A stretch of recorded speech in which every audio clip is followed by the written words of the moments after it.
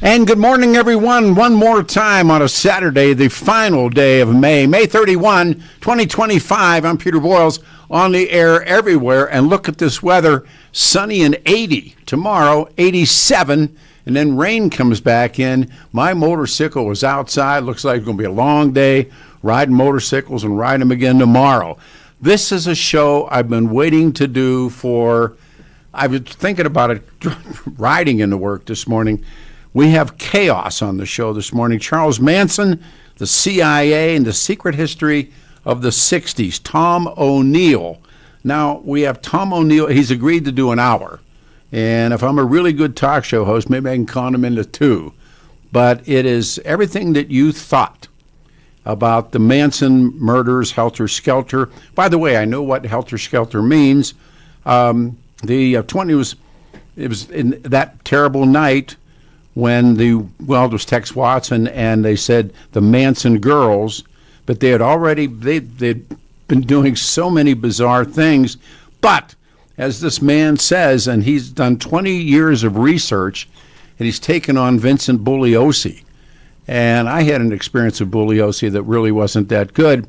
But what if everything that we thought that we knew about the Manson murders was wrong?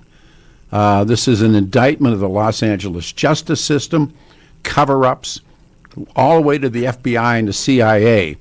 And Tom O'Neill's worked for, well, at this point, I don't know, it'd be 25, 30 years.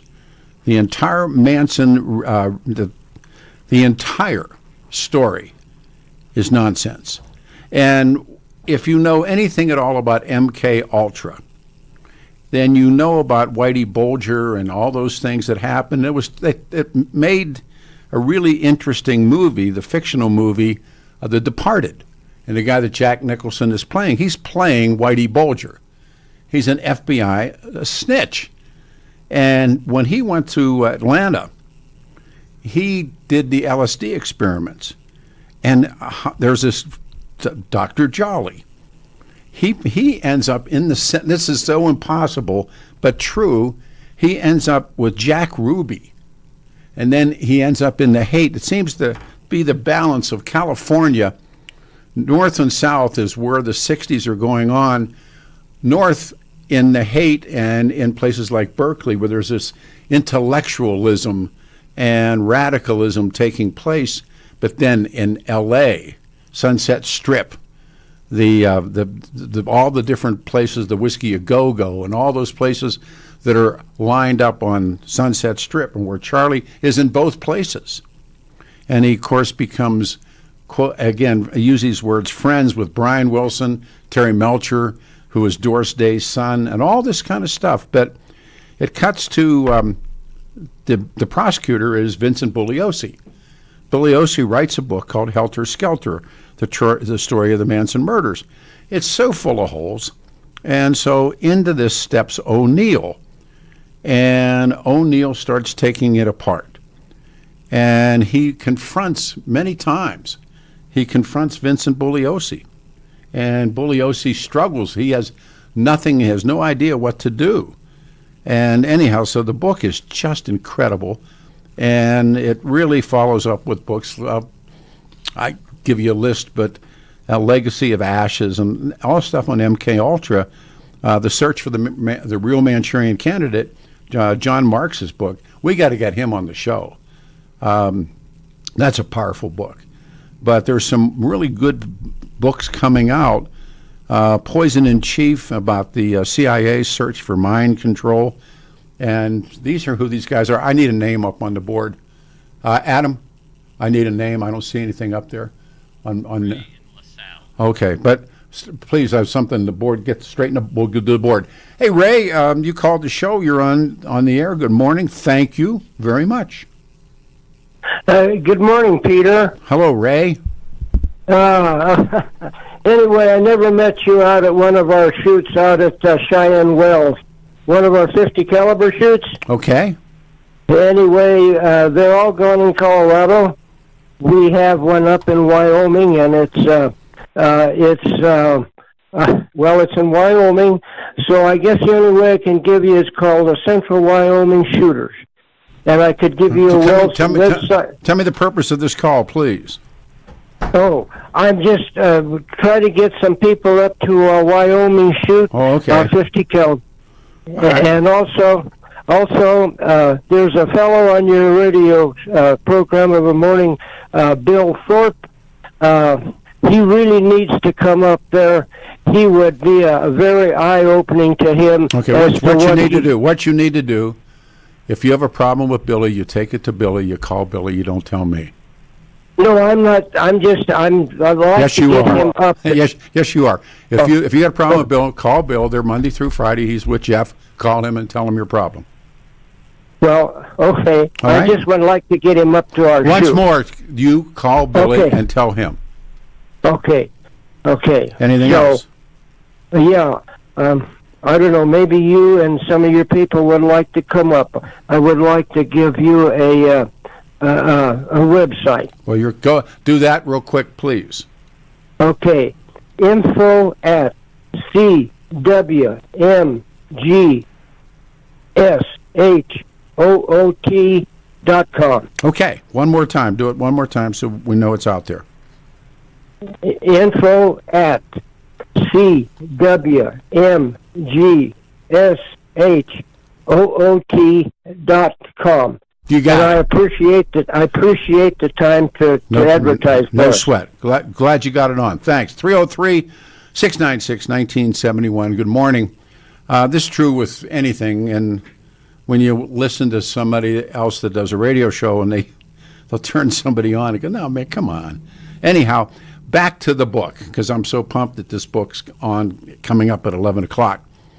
O'Neill, who is the guy's name's Tom O'Neill, he takes on Bugliosi and the FBI and the CIA, and we talked about MKUltra. And what it is remember they started in 67, and why I'm a geek about this, but Cointelpro, which was the FBI's counterintelligence campaign and operation, they actually used it against Dr. King.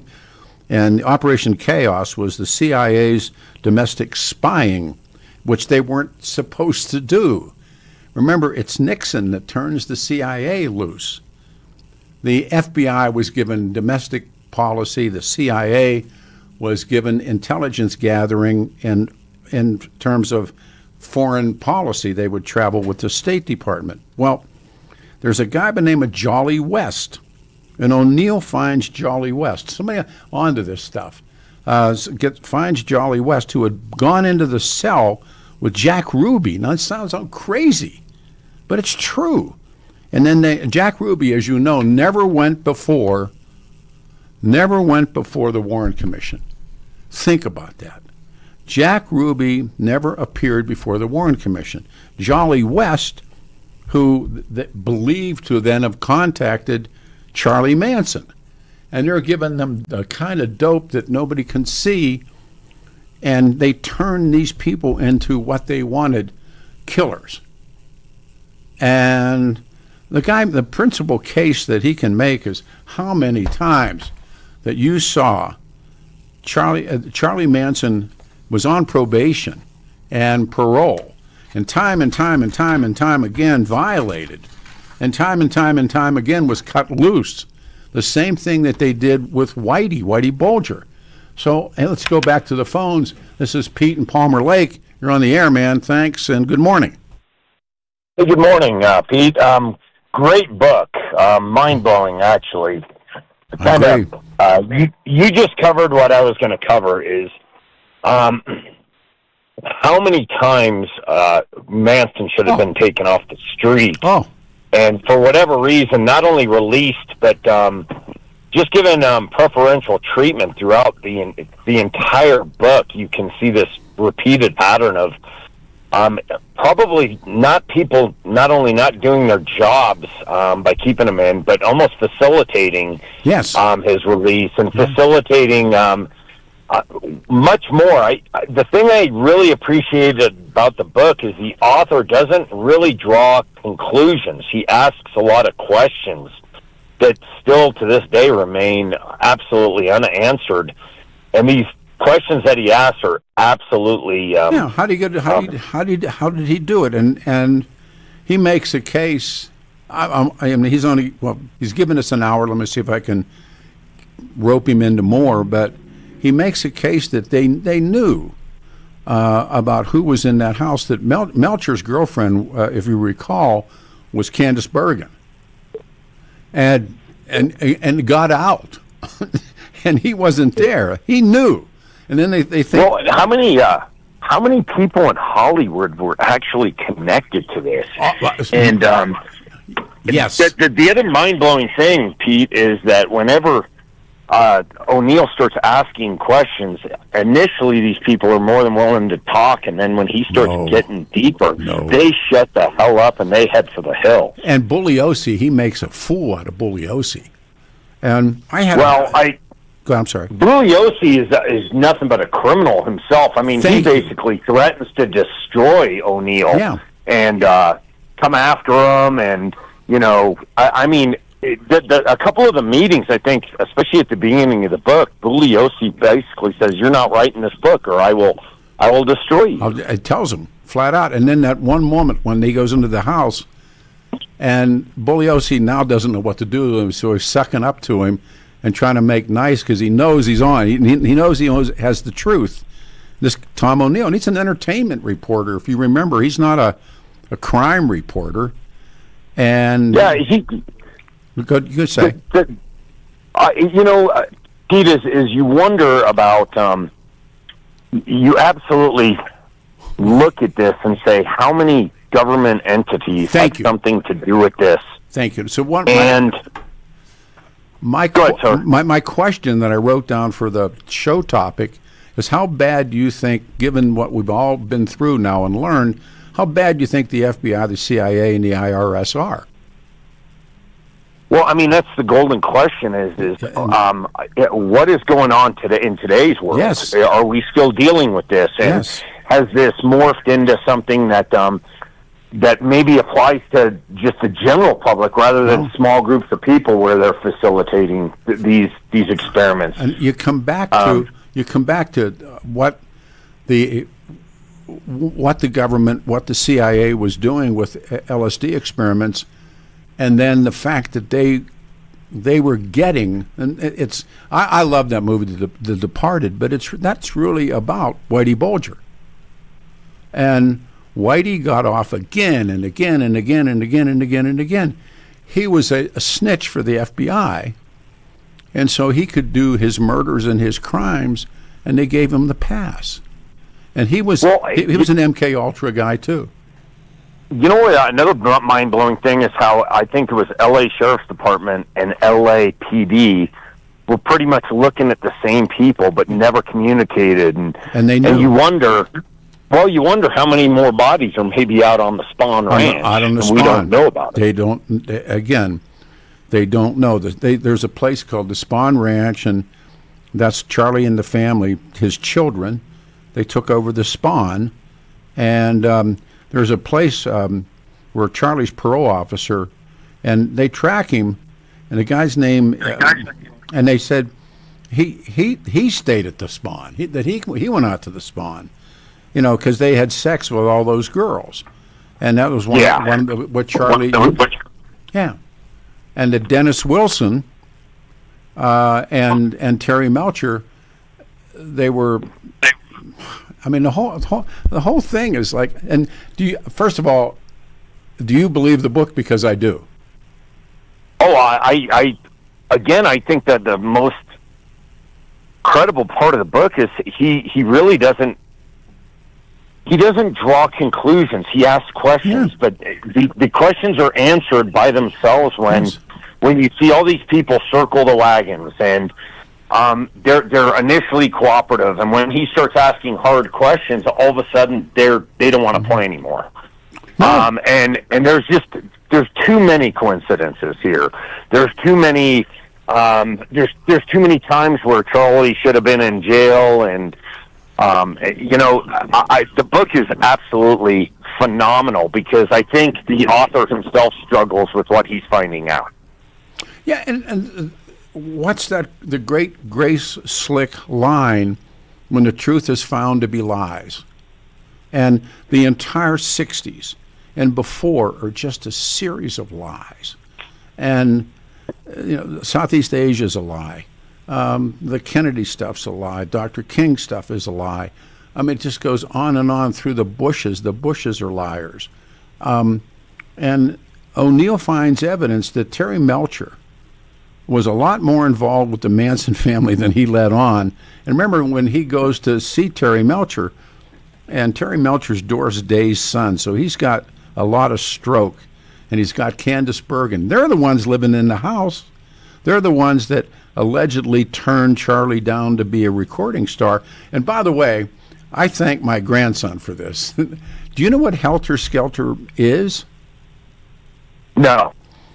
It's British slang for carnival rides in Great Britain. Wow, didn't know that. And and so when Lennon's The White Album, when he goes Helter Skelter, and they talk about Helter Skelter, Charlie picks that up because he thinks that the Beatles are talking about, in some ways, about him and about the family. But so we're having dinner last night, my grandson and my son and I, and he Googled it. He said it's British slang for a ride. They call them when we did it, and I was telling the kids about it, and they kind of rolled their eyes. But we'd go to Cheyenne and do Frontier Days, and they have a big carnival up there. And I got the manager of the carnival. It was a great interview, and the slang that they have for any ride, they call them a whirl and puke. That's the slang. You're going to go ride the whirl and puke, So Peter.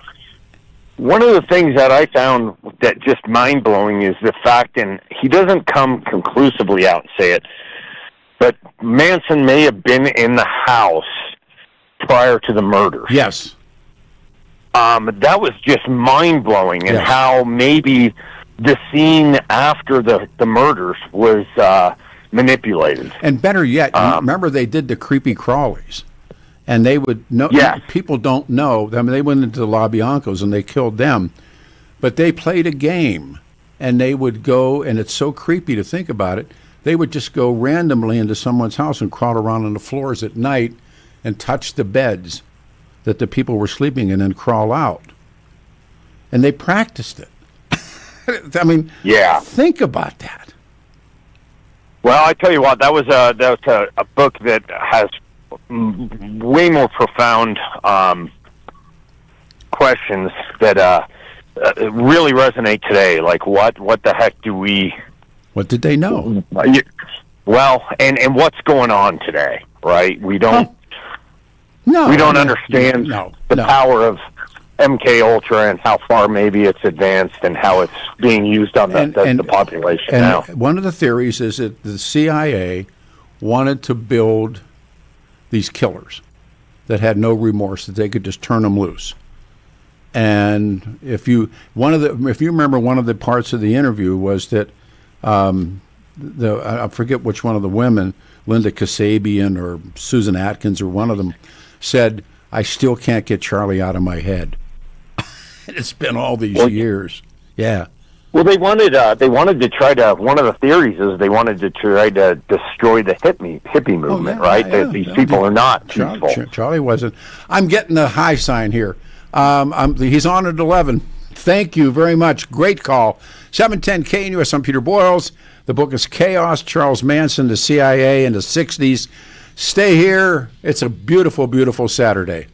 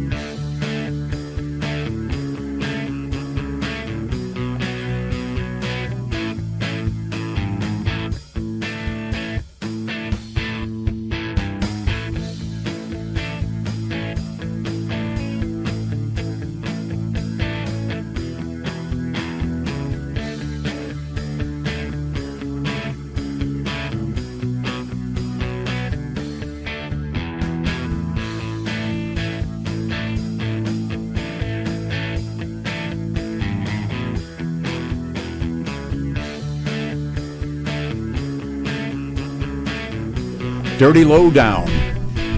Morning, everybody. 710 KNUS. We are Denver's talk station on a really good Saturday, May 31, final day, 2025. It's going to be 80 for our high today and 87 on Sunday, 83 on Monday.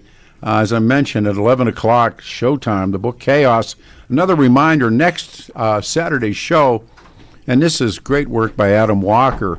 I got this book. It's entitled The Final Witness. The Kennedy Secret Service agent breaks his silence after 60 years. This guy's name is Paul Landis. He's the guy that found the bullet and then put it on the and it was, the story said, how did that bullet ever come in? It's called, the magic bullet. He found it and put it on the stretcher. And he was Mrs. Kennedy's bodyguard along with Clint Hill. Just incredible stories. And so it's called The Final Witness. Paul Landis, he's with us next Saturday. Yesterday afternoon, I did Dan Kaplan's show. I was a caller to Danny's show, and we were talking about naming things. And all things aside, his real life job is being a great attorney. Danny suggests that you choose an attorney who shares your values because who you choose to represent you in an injury case says so much about you and everybody involved in the case. Dan Kaplan is the son of a cop, Chicago cop. Danny's a former seminarian, dedicated the last 40 years of his life to helping people, and he's done the job, helped my family.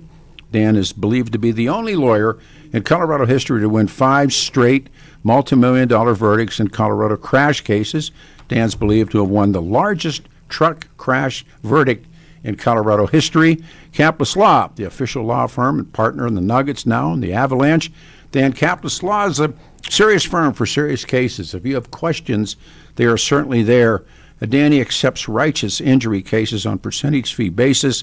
He can represent good people from all walks of life without regard of ability to pay. So you need help. Here's my guy, 303-770-5551, 303-770-5551, or hit dankaplislaw.com, CAPLIS.com. We're going to take a turnaround here real quick and do something that we need to do because it's the right thing to do. But I'm a car head and a motorcycle head, and I've been to this once before. And I want to first bring some folks in. They're going to work with us. This is Jared. Jared Eway. He went to school with my daughter. He's just a talented young guy, and he's been with me a couple of times on radio gigs. And then Judy Ham, who runs this head. She's the head of all of this. So to both of you, we got to get some mics on. To both of you, good morning. Thanks for coming on the show. And good morning. Good morning, and thank you. And good morning. Thank you for telling Judy I'm talented. Yeah. It is the 40. Well, you talk. It's the 42nd. Yeah, Concours d'Elegance and Exotic Sports Car Show, and it's in Littleton at Arapahoe Community College. Last year we had, I think, 14,000 people there, and it's a big space. So it's not crowded. I went a couple years ago. Yeah. Yeah. It's on the grass. It's one of the few car shows on the grass. There's food. There's music. Yes. So it's a great time. It's like a real life dream. You're just wandering around in flip flops, looking at cars you might not otherwise ever see. Absolutely. Yeah. Yes. And what I always like about cars and motorcycles is people pull them out of the garage, and you don't know that they're here. And they are. I know. Yeah, these heroes that live among us in otherwise modest means because they poured their life into this vehicle that you might see twice a year. It's amazing. So I know this is Ford Mustang pony car. Right. 60th year of the Mustang. I said, wow. Yeah, I know. I had one of those. I wish I'd kept it. There's a lot of things I wish I'd have kept. Right, yes. Yeah, that's right. So, first of all, let's talk about the cause for all of this, and if you would, please. Thank you for asking. Oh, come on.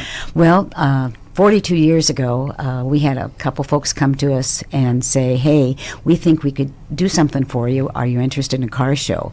And we are Ability Connection Colorado, and formerly known as Cerebral Palsy of Colorado. We said, hey, let's go for it.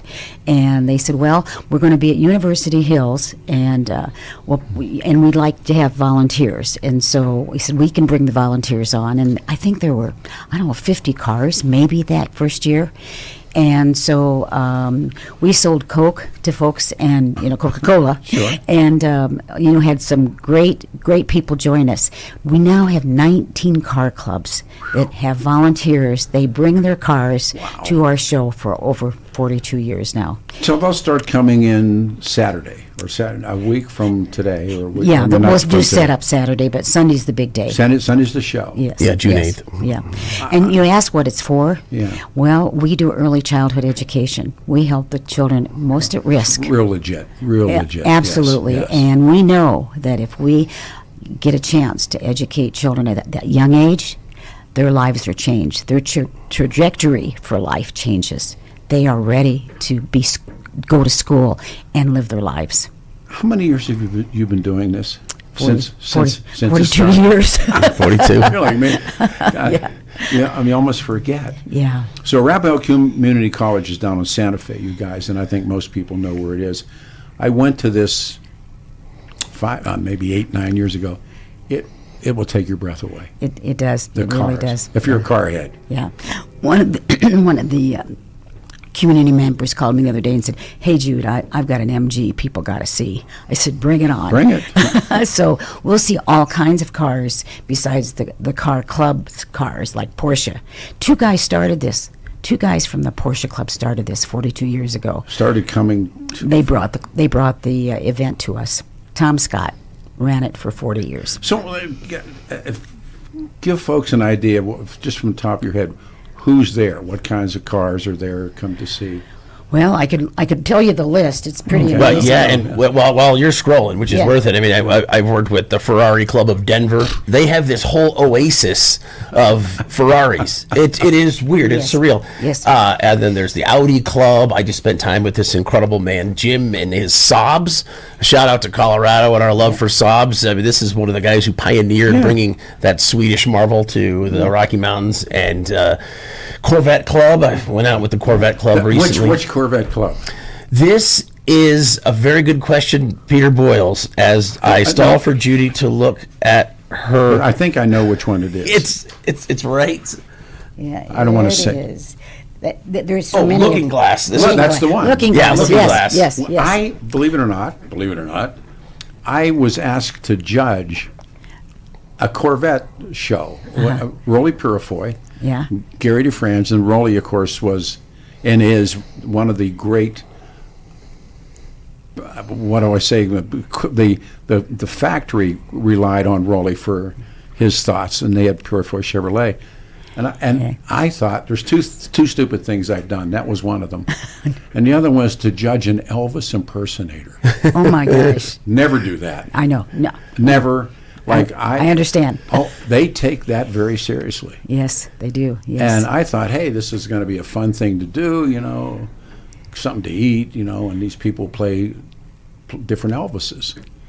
And I chose. There was a woman or 2 vehicles who dressed as Elvis before he got drafted, and she even had the cuffs of her sport coat were like almost to the fingertips, that kind of stuff. Had the hair. Was Elvis. Yeah. I chose her. I barely got out of there with my life.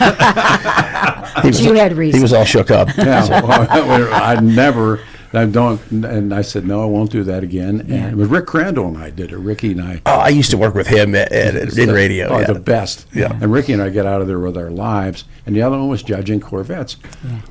They judge things on how clean the bolt is. Yes. You know that. Yes, Well, we and do. that's a Concours originally is that. It's Yes. about maintaining the original car, Yes, which yes. takes a purist, which takes just a whole new kind Absolutely, of human yes. to maintain that. Gentlemen. Yeah. Yeah. Gentlemen do it. Right. Well, yeah, whatever I am not. They and are. Add some with a lot of chamois. Yeah, and they maintain these So vehicles. give me some of the lists Okay. again. Okay. All right. She's- It's the Aston Martin, Oh, Audi, James Bond. Ferrari, Lotus. Looking Glass Corvette, Lotus, Maseratis, Mercedes, NSX Club, Pikes Peak Corvair Club, Rocky Mountain Porsche Club. They're the big. They started this whole thing. Rocky Mountain BMW Wow. Club, Jaguar Club, another Porsche club, Saab Club of Colorado, Triumph, Shelby American. That's the guys. Yes, Yeah. and Z-Car. Plus we bring There's a in lot more, yeah. old All kinds of- cars. yeah, I know. Yeah, Yeah. yeah. So yeah, it's amazing. Guys, I think it's, was it $10 to get in? Yeah, Is it? Yeah. I mean, that's, please. I When you know. think of where it's going. yeah. It makes a difference. And if you're a car head, Yeah, this is it. Yeah. And I would say too, like if you're a car head or if you're a family and you've got some time, you want to get the kids out and have them learn something, meet some people, and see what devotion looks like. And, Yeah. it's a great day. So again, let's go back over all the important stuff. What All right. what gates open, as we always say, at 9 a.m. 9 a.m. until. 3:00. That's good. And there's judging going on all day. They actually have judges walking around in white coats judging those cars. No. It's pretty serial. Oh no, I know it's real serial. There are Yeah. serials of heart attack. Yeah, it is. And Yeah. my car won. Oh. No, not my car won. Please, but I can see. Yeah. You know, next year, if I could talk you into it, there's an classic antique motorcycle clubs are here. Mm-hmm. You got to stick them in. Yeah. They guys that have black shadows and that kind of stuff. And We do have some motorcycles coming as well. do you really? Yes, this year? we do. Who's Yes, coming? we do. I'm not sure. Okay. And I would be remiss to try to No, say no. it correctly. But actually, some great guys, and they've been there before. Okay. Yeah. Well, I can't wait. I'm gonna go. And Yes. a shout out to any kind of transportation because these Yeah. people have these vehicles and they use them to generate Oh, yeah. dollars for nonprofits all over. Yes, they do. And that's fantastic. So again, let's go over this. Arapahoe, you do this. Arapahoe Community College on the grass from 9 a.m. to 3 p.m. on Sunday All right. and Can I Sunday just the do one? 8th. Yes. Sunday. Sunday. Friday. Sunshine. We're looking at the forecast. It's going to be beautiful. Chris Karamidis, the Mad Greek, doing wheel stands 15 feet in the air. Sunday. Fire blasting out of them. Yeah. My mentor, Bob Lee, worked at WJBK Detroit, and that was the center of the universe, and it was where the Ram Chargers were and everything. He was one of three voices. I've given this stuff away. And they would take one microphone and they'd put a spit screen up in front of the microphone. The one guy's job was just to say Sunday. Bandemir was here last week and we talked about it. Oh, my. His job is Sunday, Sunday. And this other guy would read a script and they would do different drag strips from all across America. Yeah. And they would just replicate the stuff. But he said the one guy's job, he had a big voice like yours, just say Sunday. And they go Sunday. The other guy would read. So we're going to do one. We're going to do a Sunday ad. That's great for Yeah. you guys. You were as advertised. You're wonderful. I was told you're a pretty special woman. So Well, thank you so much. No, please. I'm honored to do this work. And, one of the things that I think is really important, Peter, is that a couple things. 90 cents of every dollar we raise goes to our programs. Yeah. 90 cents of every dollar. That's big. And other folks say, well, and the amazing thing is the people who own the cars pay us to come to have people see their cars.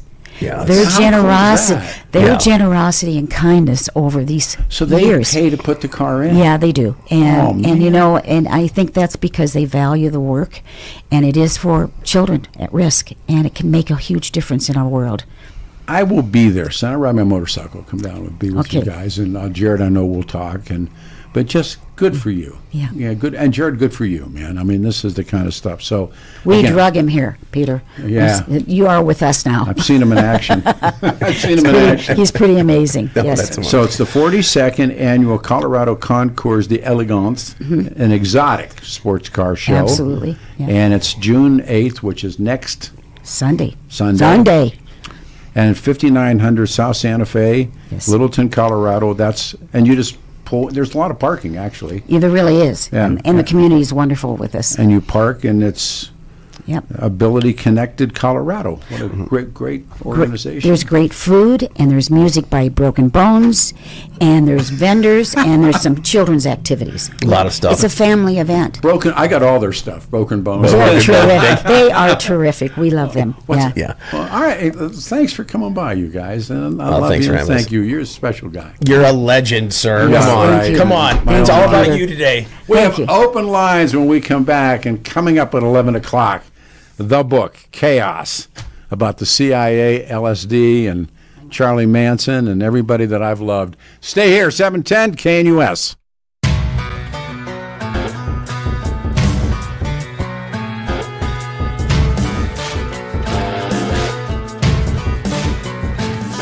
Got a gypsy soul, I'm a rebel and rogue, and I'm always on the run.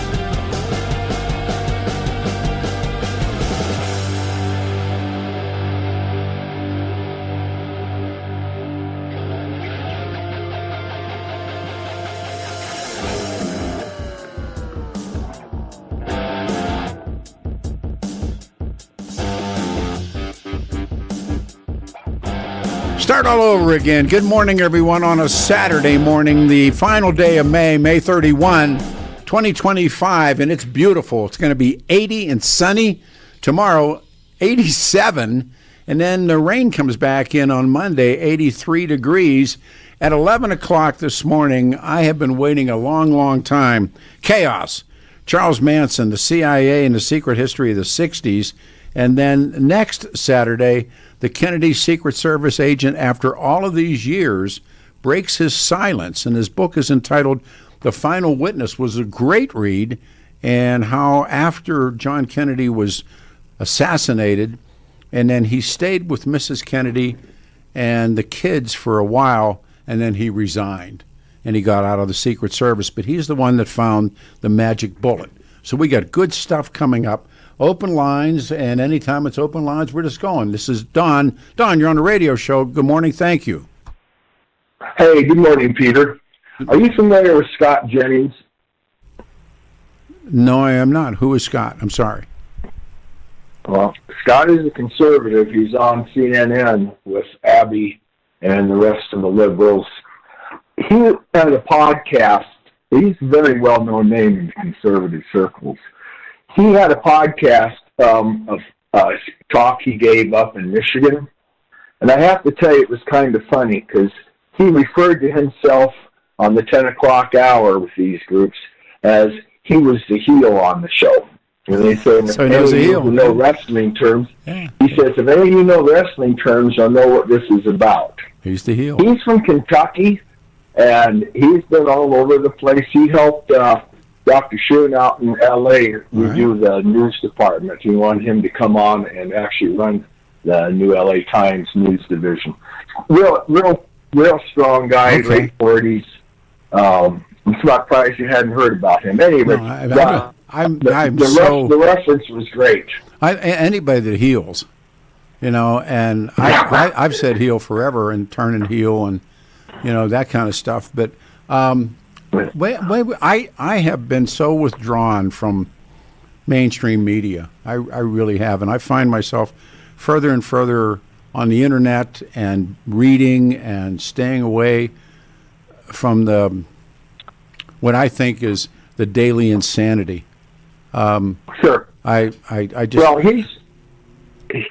I only see him on the internet or on podcasts because I don't have cable or Dish or any of that crap, so I get my sources. But I listened to him on a podcast called Flyover Country. Okay. And the guy's really, really bright. He sits there and he listens to these idiots and just looks at them and he makes these kind of faces at them, and then he just nails them to the cross. Yeah. It's just total common sense. And they're always talking common sense. Everybody, what was the song, Nielsen song, that everybody's talking at me and I don't understand a word they're saying. And I've listened to a little bit of talk radio. I did Danny Kaplis' show yesterday with him by phone. He was talking about renaming things, and I'd sent him a text about, how many years we've struggled to try and get Alan Berg's street named after him, and then his Kelly's, who's Danny's producer, called and said, "Why don't you come on the show?" And then I ended up on the show, and we started talking about all kinds of different stuff. Working with Dan's really fun, and I don't drift into a lot of the stuff anymore. I don't read the papers. I don't, and maybe it's a sign of whatever it is, but I spend more time reading this book that's coming up, Chaos, that kind of stuff. It seems to be more significant to me than listening to people talk about things they have no idea what they are talking about. It's like I've done 861 Audible books since January 1st of 2021. Good for you. I'm always listening. What? What's your most important book that you did Audible? What is the one that stands out? I can't do that because I read such a diverse categories. Yeah. I get it. Thrillers, I read history, I mean, I read some Solzhenitsyn. It was like 46 hours long, the abridged version to listen to. I just find things, and I've been trying to do a little bit on some podcasts. I kind of find I just run out of time, but fortunately in my work, I work by myself, and I have headphones on. You know Dustin, who called you last week? Sure. Okay, so his wife made a comment. She says, she didn't know me. She says, what's Don have wrong with his hearing? And Dusty looks at her and says, nothing. He's just reading books or listening to the radio. Well, that's me. That's pretty much me. So, yeah, I get it. Hey, I'm looking forward to your guest coming up. Oh. An old man like me, I think this would be great. I'll have to listen to that, see if I can see that up. I'll tell you what. I'll tell you what. It's one of those come along books. I finished. When I look at my timer, we're all right. I finished a book yesterday called Blossoms in the Wind, and it's very, very thick, and it's about the kamikaze pilots, the Japanese kamikaze pilots of the Second World War. Plus, they flew bombs. They had kamikaze motorboats. They had, all this stuff. And this guy speaks. He teaches in Japan. He's a West Point graduate, and he spends 2-3 years. He finds these guys, and there's still ones, guys that survived. Divine Eagles, they were called. And he talks to them, and he tells stories about the kamikazes. And it is the most, it'll change, or at least it changed me on thinking about what they were thinking. And if we can get, one of Adam's jobs is we get this guy on the show, but it's called Blossoms in the Wind, of course, the cherry blossoms. And yeah. Wow, what a book. So there's good stuff out there. So Well, I'm looking forward to listening to this. You're the man. A little bit of freedom for a while. You Have a great weekend, Pete. Thanks, As always, you good too. chatting with you. All right, man. 303-696-1971. Another hour of open lines.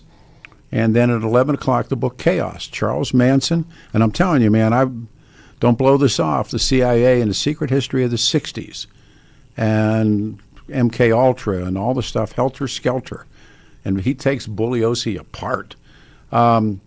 So the overall question I wrote on my worksheet last night, how bad do you think the FBI, the CIA, and the IRS have become, or in the case of the CIA, I think they were always bad. How bad do you think the FBI, CIA, and IRS, and how much respect did you used to have for them? I know I did, and it's gone. 80 the high, 87 Sunday, 83 on Monday, and the rain comes back. You ready? 2 minutes? Okay. And then the following week, again, as I billboard, because we're clearing up calls, Final Witness. And this is one of those sleeper books, Paul Landis's book. And Landis was a 28-year-old Secret Service agent in Jack Kennedy's Dallas motorcade. And that terrible day, November 22nd, 63, he was witness to the events in Dealey and Parkland. Talked about the fights, the fight that took place in the hospital when they were trying to get John Kennedy's body. They're taking it, and these Texas cops said, "No, it's a murder that happened here. So we have to." And they said, "No, you don't." And they went out and they went out to this funeral home and got a casket. How all the ins and outs of this, how it worked. So this guy, he has never watched the Zapruder film until recently. He was never interviewed by the Warren Commission. And, of course, neither was Jack Ruby. And he kept his recollections private for half a century. And he writes this book. And I got a copy of it, and it's called The Final Witness. And he takes you through, and I think a lot of those guys went through depression after it happened because they saw themselves as not having done their job. And he stays with Mrs. Kennedy as Clint Hill stays with her for the rest of the time, but he's with her for, I don't know, a few more weeks. And they have the diaper detail because he's got the kids. And then he just says, "No, I can't." And he resigns from the Secret Service. But his name, I don't know how old he is now. He's got to be, I don't know. He was a kid then. That's next Saturday. But coming up in an hour, Chaos, Charles Manson, the CIA, and a secret history of the 60s. Stay here.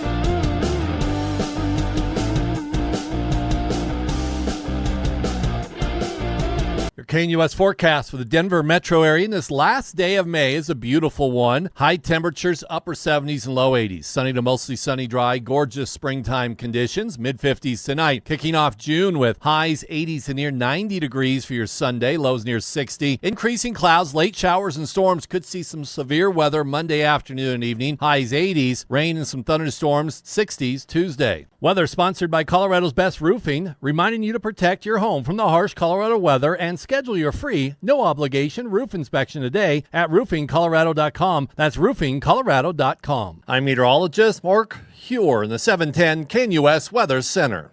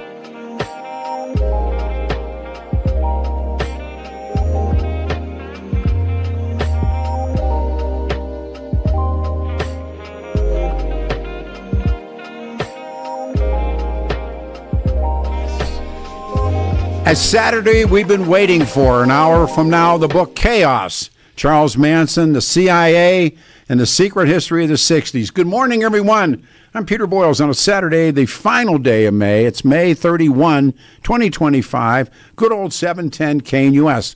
Our weather, beauty, 80 the high today, 87 tomorrow. It's motorcycle time, 83 Monday and 60 on Tuesday. It drops down.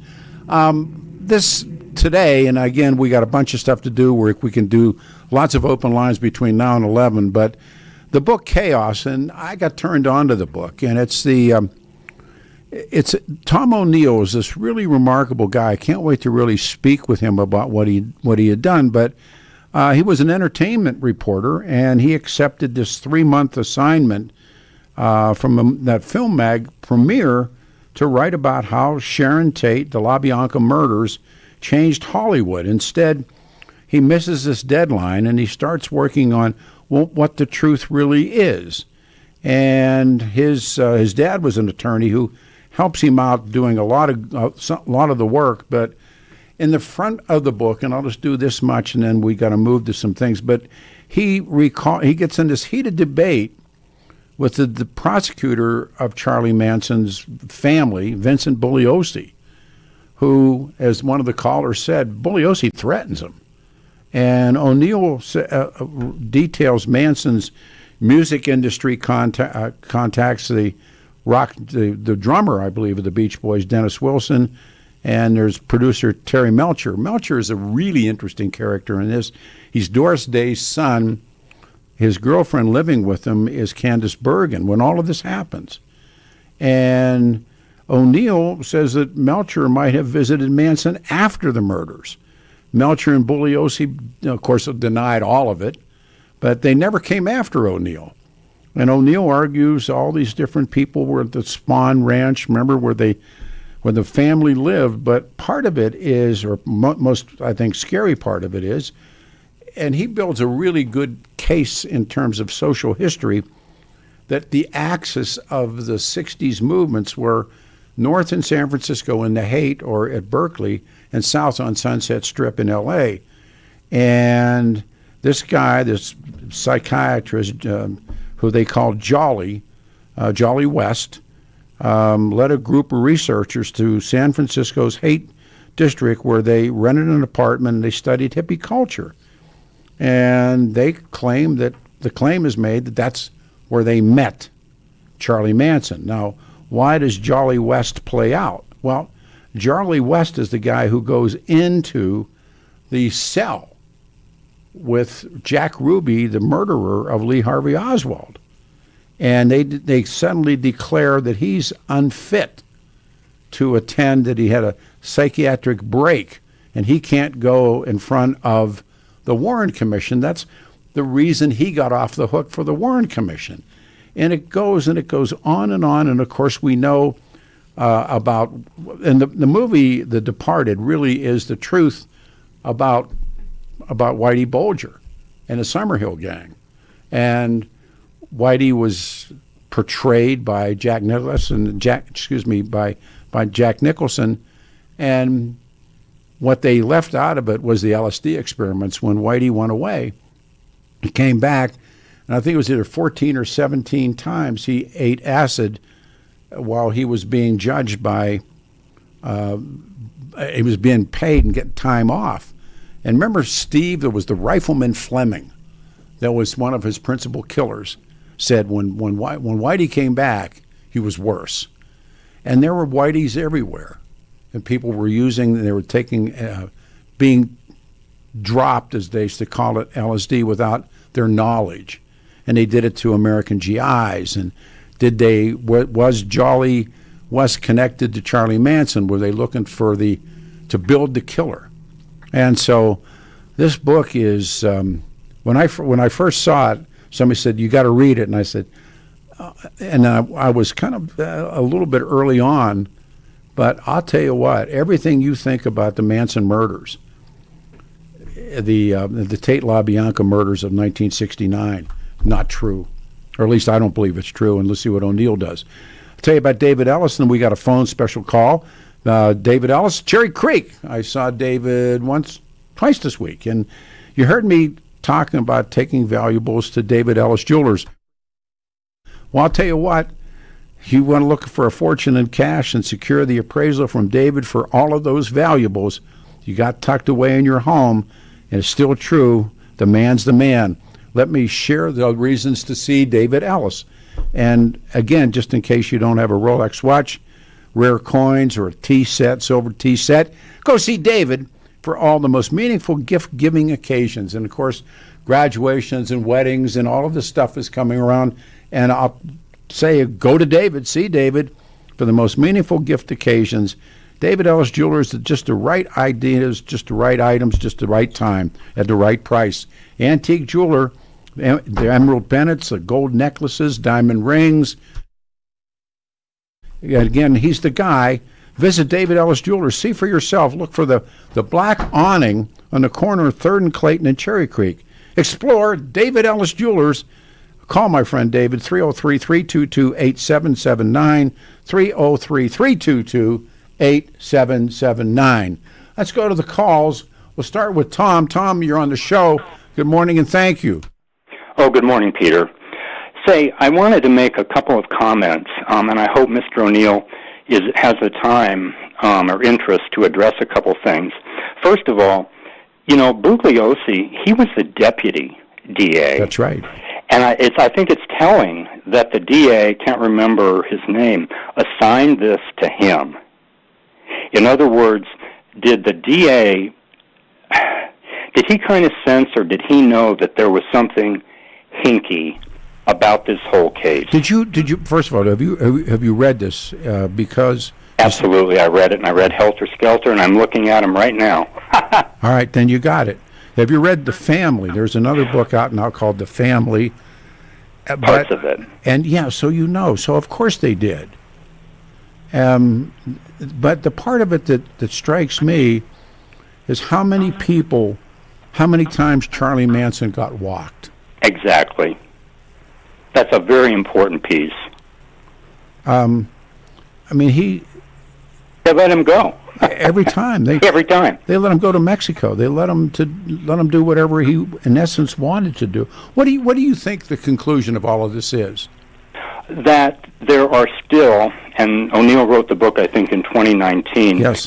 And I think he was pretty clear that he wanted this book to trigger more investigation or more interest in the case so that maybe more would come out. There are three things. Yeah, Manson may have been either directly or indirectly an asset, of whoever, the CIA, the FBI.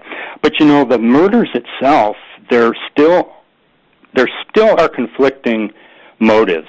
Was this a copycat to take the attention off Bobby Beausoleil, who was he was the murderer of Gary Hinman, and also were the murders to send a message to Terry Melcher? Well, Terry Melcher is a weasel. Very much so. And so is Candace Berg. Yeah, and so Dennis Wilson. I don't know what you do with him, but they picked him up hitchhiking. I know. And they moved into Dennis Wilson's house. The Manson girls, the family. Mm-hmm. And at some point, you're talking about there's this music teacher by the name of Gary Hinman. Right. And they're in Topanga Canyon, and they killed him. And how many people do you think are buried out on the Spawn? A lot. I do too. A lot. I do too. Well, Peter, the other thing, this blew me away when I read the book. There's a whole chapter O'Neill devotes to this guy named Reeve Whitson. Yes. Who was he? He was in O'Neill's book. There's evidence that he was at Cielo Drive that Saturday morning Yes. before the cops got there. Yes. That's weird. And the other thing, and I'll let you go. No, please.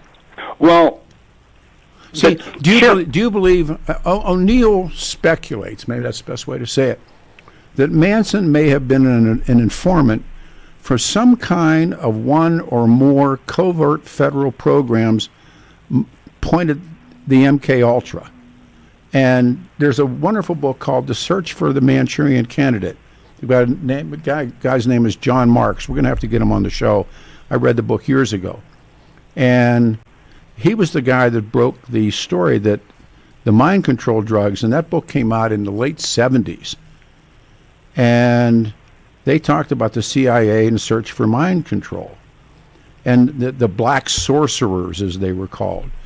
And they think, the belief is that Charlie was an informant of some kind for that program. Mm-hmm. I think that's entirely possible. We both do. Well, and the other thing, and even if one isn't willing to go that far, it's entirely possible that he was an unwitting or unknowing operative. In other words, he was given LSD, in huge quantities to distribute, do what he wanted, and it's possible that the operators of MKUltra and so forth, they wanted a big splash so that they could clamp down. Well, this Louis Jolly West, who is a psychiatrist, and he works on hypnosis and brainwashing and cults and LSD, and he died in 99, so that's out. But he was became the chair of UCLA's psychiatry department, and he was director of the Neuropsychiatric Institute. I'm trying to remember. He was long suspected to be involved with MKUltra. And one of the objects was to create these programmed assassins. And West was named as the possible MKUltra researcher, New York Times front page. Yep. And he find in West papers that West was a longtime contractor for MKUltra. And you mentioned the Gottlieb. Gottlieb was also another black sorcerer who devised the blueprint for the program in the early 1950s. And O'Neill reports that in 1967, West was doing undercover research on LSD in San Francisco. Where? Haight-Ashbury. Who did he meet? Charlie. Exactly. Well, and didn't one or both of those two have a connection to interviewing Jack Ruby? Jack Ruby. Yeah, West also performed the psychiatric evaluations on Jack Ruby about a year after Ruby killed Lee Harvey Oswald, and then emerges alone from Ruby's cell in Dallas and reports that Ruby had suffered an acute psychotic break. Exactly. And he never went to the Warren Commission. Yeah, that's not a coincidence. No, of course not. It's not a coincidence. No. No, there are none. No. Let me just run by one other thing. Sure. And I hope Mr. O'Neill addresses this, or if not, whatever. That period in 1969, at the end of March, Sharon Tate flies to Italy to make a movie, and Roman Polanski flies to London to work on Day of the Dolphin. Sharon Tate came back something like July 20th, but during the months of April, May, June, and most of July, the people that were babysitting the house, quote-unquote, Wojtek Frykowski and Abigail Folger, who were two other dirtbags. Jay Sebring. Yeah, and Jay Sebring, that's right. Yeah. I want to know what, and maybe O'Neill went into this in the book and I have forgotten, what was going on in that house and who was there during those 4 months when Tate and Polanski were gone. Well, Jay Sebring used to date her. Yeah, I know. He was waiting for her to get dumped so he could get back with her. And he was, and according to, Roman Polanski is not a very good human being either. Completely. And so he was terrible to Sharon Tate. Mm-hmm.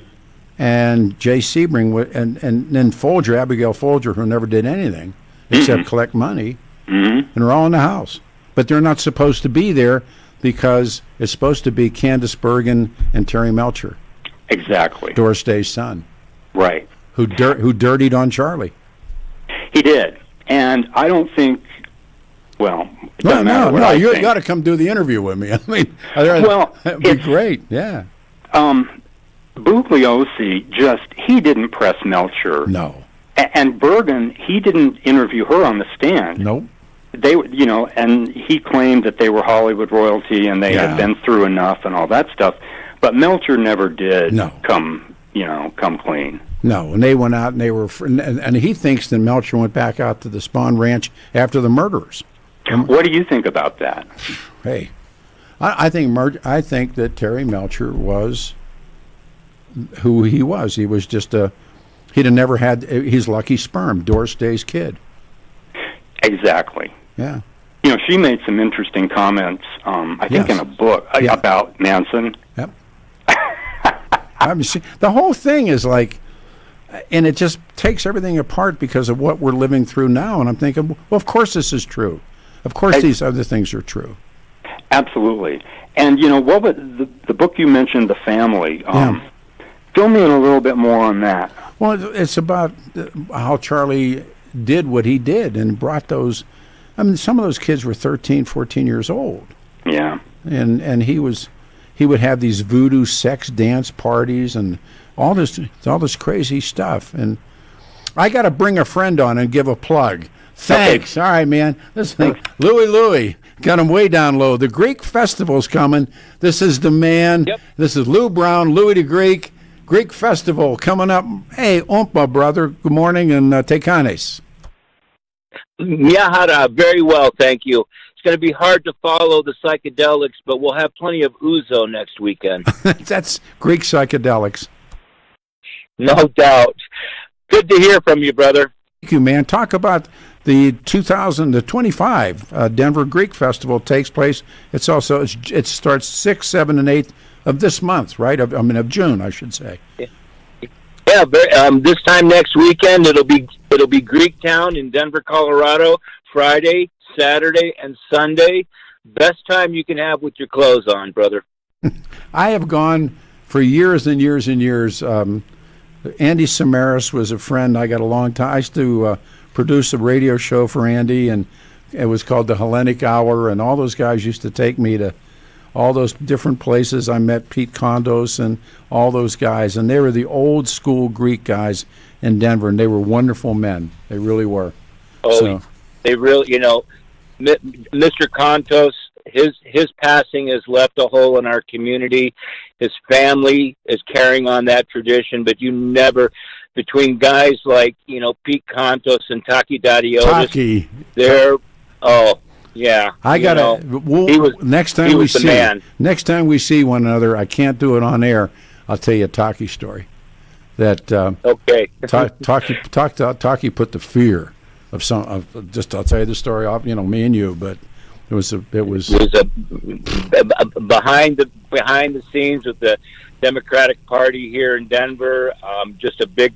I thought for sure he'd get Zavaris in, and of course that didn't happen. I just had lunch with Zavaris. with Zavaris and all those old cops, and there were better days. So plug it one more time because we're coming on time. We don't rule the world anymore because we're all related. But again, the best food, the best time, the best family place, the music, the food, the dancing. There's nothing like it. It's like being in Old Town Athens at night, especially Friday and Saturday night. That stage is wall-to-wall people. It is the 6th, 7th, and 8th of June. It's at give the address for the Greek Temple. Look for the great big giant gold Byzantine dome in Glendale. It's off of Alameda, right before you get to Leedsdale. We come back in open lines. Thank you, brother. Everyone stay here, please.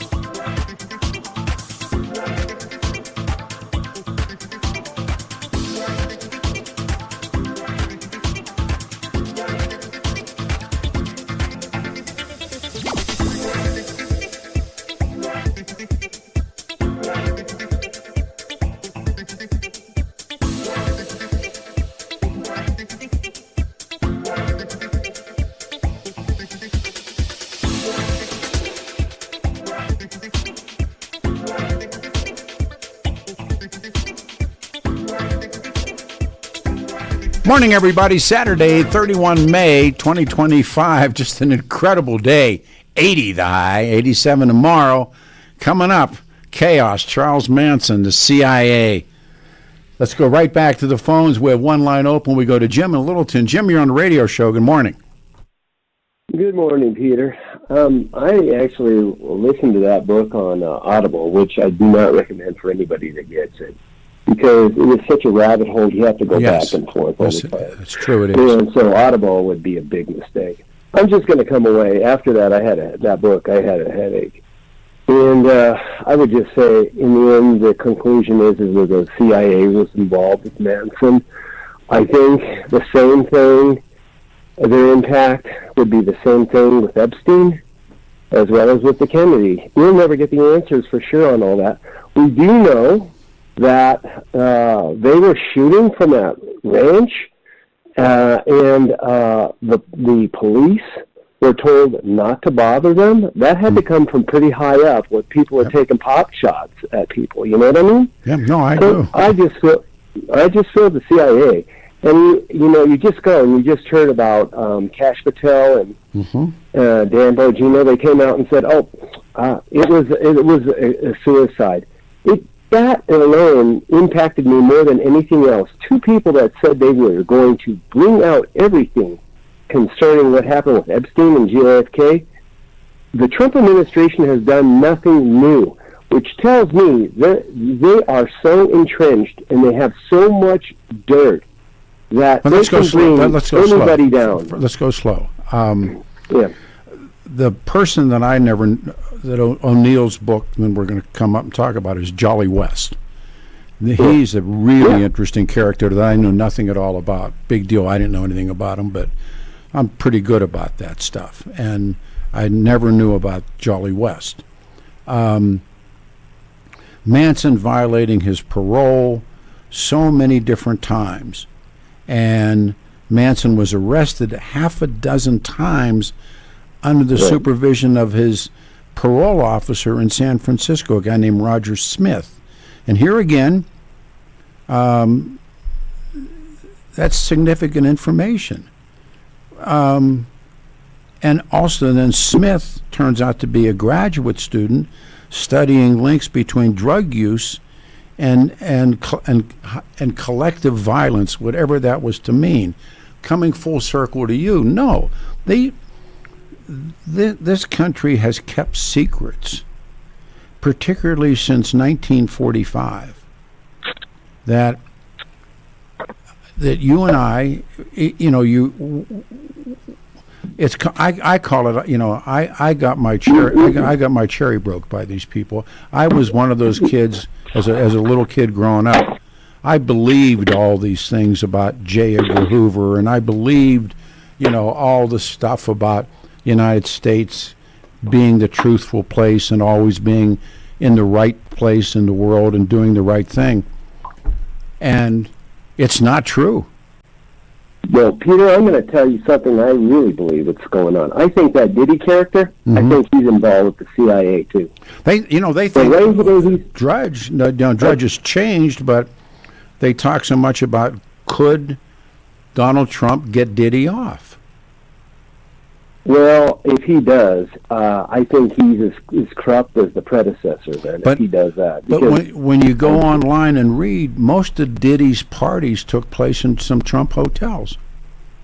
Well, yeah, and I mean, so Epstein actually recruited some of his those underage kids from Trump resorts. So, it doesn't mean that Trump's involved. No, it doesn't mean Trump's involved. You're absolutely right. Absolutely right. So, I think Diddy, maybe some of his people that were involved in his parties, a couple of them even said he was a Fed. They said Fed. They even said that in some of the stuff. So I really believe he is part of that. That he was able to do what he has done for this period of time. And it's the same MO as Epstein. Videoing people in these various rooms. This is the same as Epstein. But when they got into Epstein's safe and they found the Saudi Arabian passport, that here he's a Jewish American, and he's got a Saudi passport, and it's legit. It's not a phony. It's a legit. And he had a couple of other documents that they're still not talking about. So I don't know. I mean, I'm with you. I'm thinking Epstein's more on the Mossad side of it, just Probably, because of that tie. No, he worked. Sure. I bet you. Tell me the Mossad's can pretty get a passport from any country. Well, they can. Well, Mossad is like the example. It's the Israeli CIA is how you can see the Mossad. Did you know our CIA has a closer relationship with the Mossad than we have with any other country in the world? We share more intel with them. This small country that has most of the information goes one way. We are providing more intel to them than any country that is fighting. We're going against China or Russia. With all these other countries, yes. Israel gets most of the intel. I thought it was Great Britain. I thought the U.S. and No, MI6. it's not. No, I was reading on that, and actually, Israel gets more intel from the United States than any other country. Research it. All right. Listen, I'll take a look at it. Long story short, do you believe this book, O'Neill's book, Chaos, about Charlie Manson? Absolutely. Absolutely. But you go away with this book with more questions than answers. Oh, listen, it was, yes, the answer is yes to that, but... and I come away with it absolutely believing the CIA had their fingers in that guy. CIA is a terrible, terrible institution. If it's called an institution, or is it called an arm of the government? The CIA has done far more damage in the world than it's ever done good. And I totally agree with you. And I think that is a blot on our country. And when Nixon turns the CIA loose, at one point, J. Edgar Hoover won't do Nixon's bidding. If you think about that, he will not do, and of course, many of his former agents, Gordon Liddy and others, will, but the CIA will, and that's why Ellsberg was a CIA guy, and he was. I want to say how unethical the CIA. The one democracy in the Middle East, the one democracy that was in the Middle East, was overthrown by the CIA, and that is Iran. That guy, he was democratically elected. Mossadegh is his name, or was his name, and he was, but he nationalized the oil. There was a lot of environmental crimes. There was all these different things that the Shah's father, who they overthrew his father because his father was a Nazi sympathizer, and then the Shah, and then it began. Aramco comes along, and it's twisted. I love your call. Take care of yourself, brother. Thank you. 303-696-1971. Let's see what time it is. We good? It's 10:32. We're in good shape. Okay, we'll go up here. We'll go to Stephen. Stephen, you're on a radio show. Good morning. Thank you for calling. Hi, Pete. Long-time listener. I'm glad you're since the 80s. I'm glad you're back on the air. Thank you, brother. There's two things called The Turning Point on Netflix. The first one is The Turning Point, Vietnam. And then the second one is The Turning Point, 9/11. And I'm not done with the 9/11 one yet, but the Vietnam one, you get into all of the... they're playing Nixon talking to Kissinger about withdrawing troops to make it look like he's decelerating the war before the election, but they increased the bombing. Yeah, the line, the line that they did. Yes, I know about it. Yeah. Yeah, they.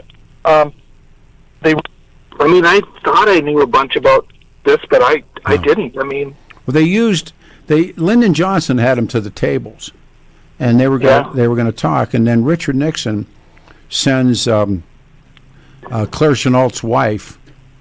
And she was connected very strongly with Tu and Key, who were at that time running Vietnam. And she said, don't make the deal. In other words, Johnson wants the deal and the war can end. Don't make the deal. Nixon's coming along, and he will make a better deal for you. And Nixon called it the secret plan. And Right. so they backed away. Johnson knew that Nixon had lied, but Johnson had told so many lies that they were all stuck. And so Hubert Humphrey gets beaten by Richard Nixon with the so-called secret plan. There was no secret plan. He had no plan at all. He just wanted. Pete, I'm saying this on the air to you, and not to you specifically, because you probably know all about this.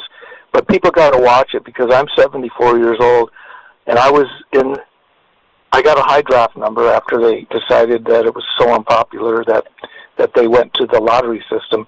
But the horribleness that they did to the Buddhists, and they knew they were leaving, and they left those poor people hanging for a year. And at the end of the show, the one guy goes, "It's not the United States of America; it's the United States of Amnesia."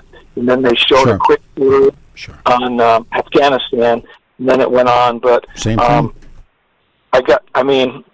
You got such great guests and great callers, but people, I wish I could force every single person over 15 to watch The Turning Point. Well, there is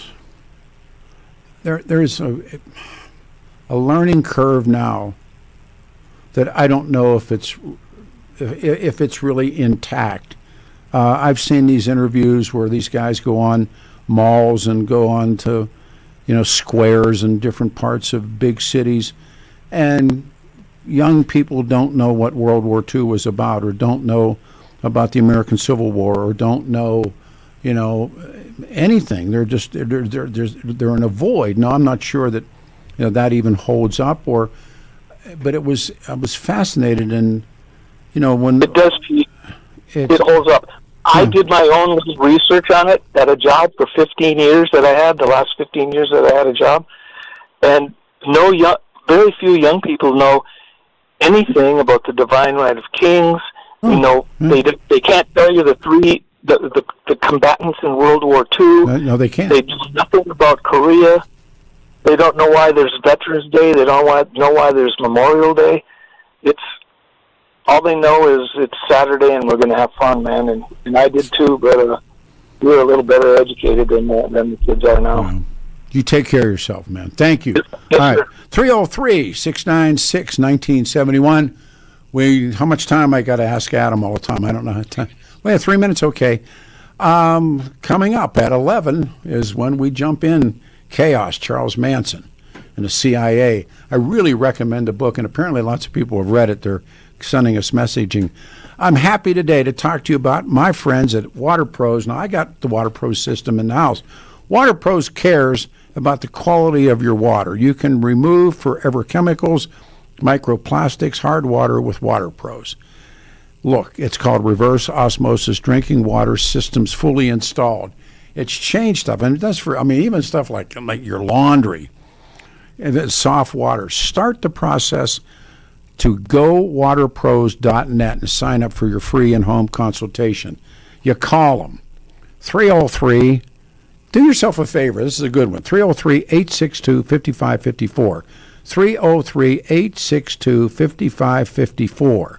And have them come to the family unit and do the test. They'll come to your home and test your water and answer all your questions and concerns. I trust these guys, and they come, and they're Water Pros, family-owned, veteran-owned business dedicated to providing you the best in water treatment for less than the other guys. Go to waterpros.net today and request your free water test, 303-862-5554. 303-862-5554, and tell them, come test my water, and that starts it. And they'll show you what's going on. You go, woo! That's right, 303-862-5554.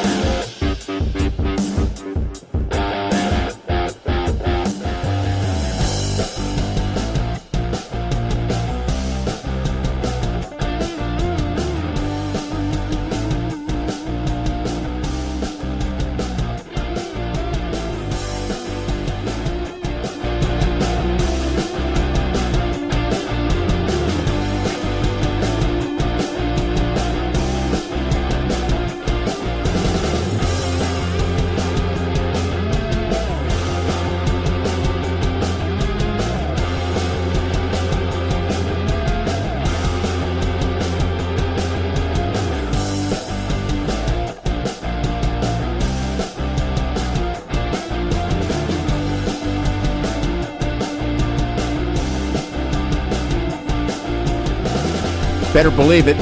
Saturday, May 31st. It is the final day of May. Tomorrow, June 1, 710 KNUS. I'm Peter Boyles. 80 the high, 87 on Sunday. Back to the phones. We go to Caroline. You're on a radio show. Not good afternoon quite yet. Good morning. Thank you.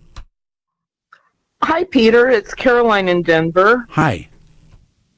So I kind of thought this topic might touch on what you guys were talking about with the CIA and stuff like that. But I wanted to ask you, do you remember Don Becker doing an interview with Mike Chappelle back in the day concerning his play, Dr. Antonioni's Imaginary Disease? I do not, but go ahead, please. And do you remember that play being part of Denver culture? No, actually not. Sorry. Okay. Well, Mike is a local artist, musician, and playwright, and he did the play back in 1988 to about 90, and it got a lot of local acclaim. And so Don Becker there on the radio did an interview with Mike as the doctor. And, part of the play was, it's about mind control and that kind of thing as it relates to the medical industrial complex. So it was a real fun, kind of a tongue-in-cheek jab at the medical industry. Do you, one of the most, I guess, significant parts of this book coming up, Chaos, is that it was the federal government, i.e. the CIA, i.e. The MKUltra, that they wanted to learn how to do exactly that, and that Tom O'Neill will talk when some of these women that were Charlie's women, here we are in 2025, say they still can't get Charlie out of their head. Somebody did. Wow, really? Somebody did something. Oh yeah. Go ahead. No, I was going to say, were they looking to build the Manchurian Candidate?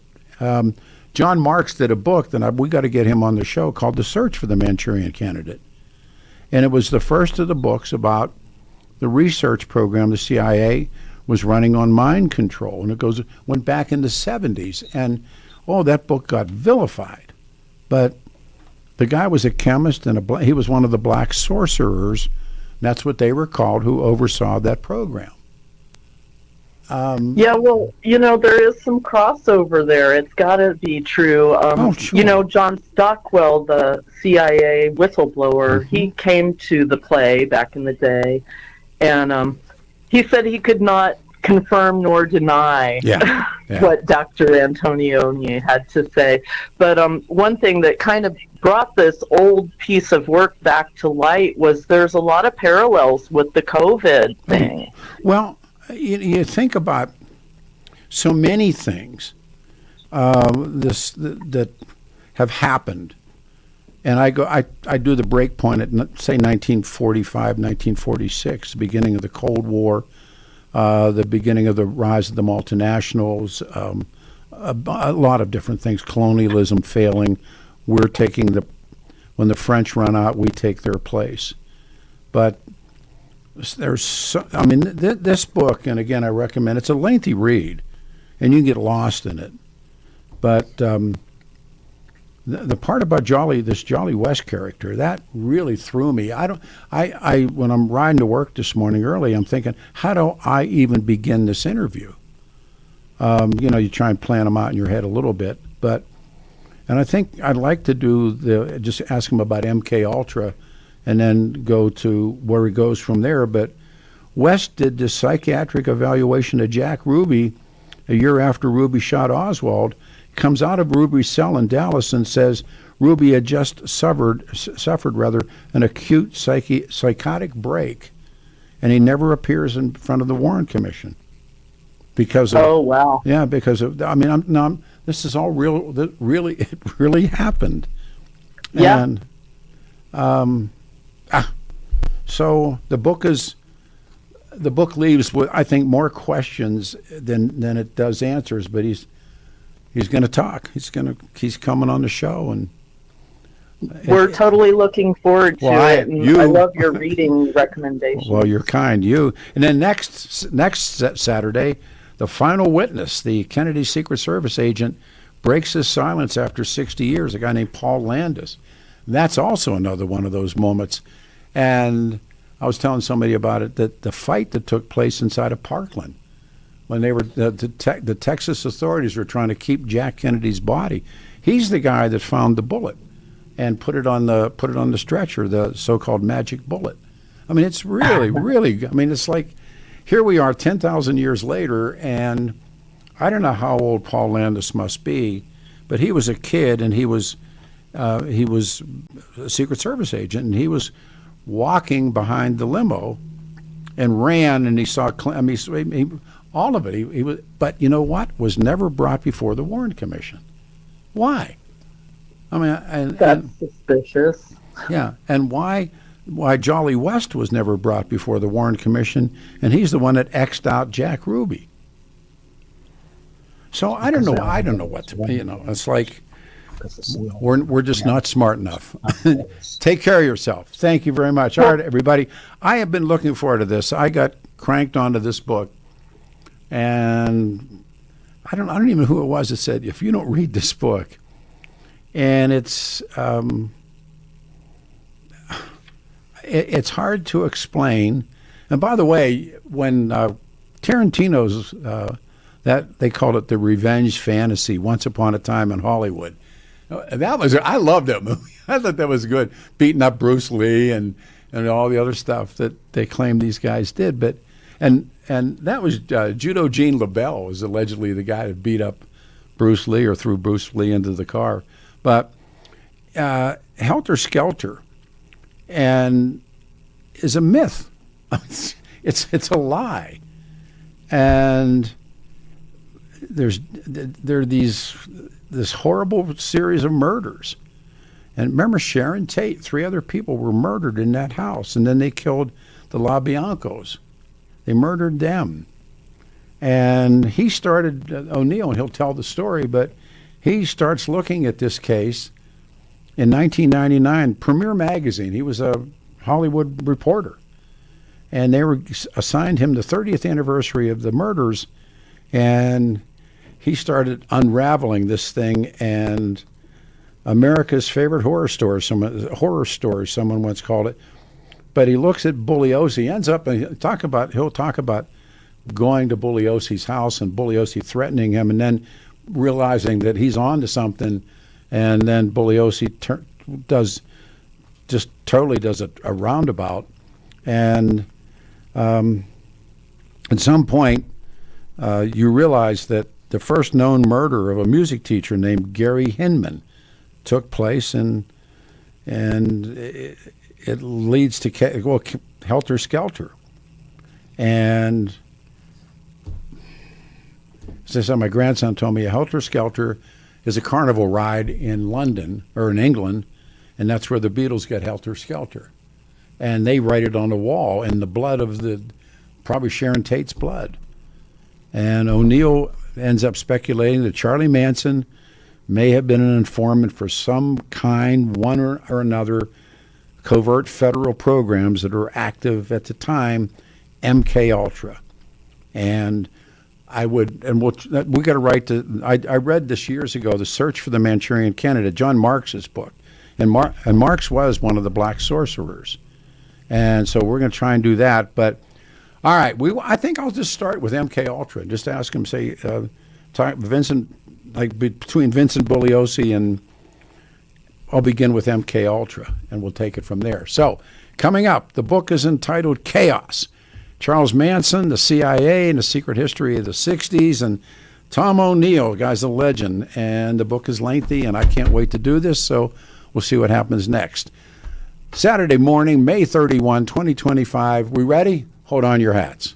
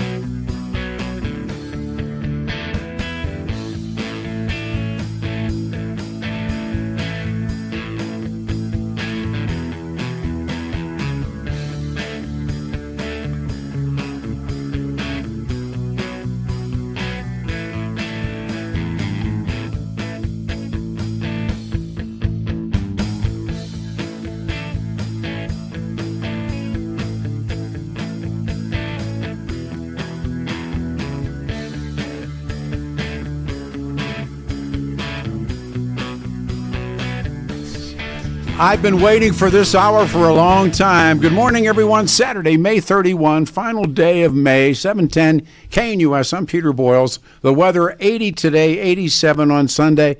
Go right to work. I think this is a home run. I'm so impressed to get an opportunity to say good morning and welcome to Denver. Tom O'Neill, the book Chaos, Charles Manson, the CIA, and the Secret History of the 60s. Brother, welcome to the show.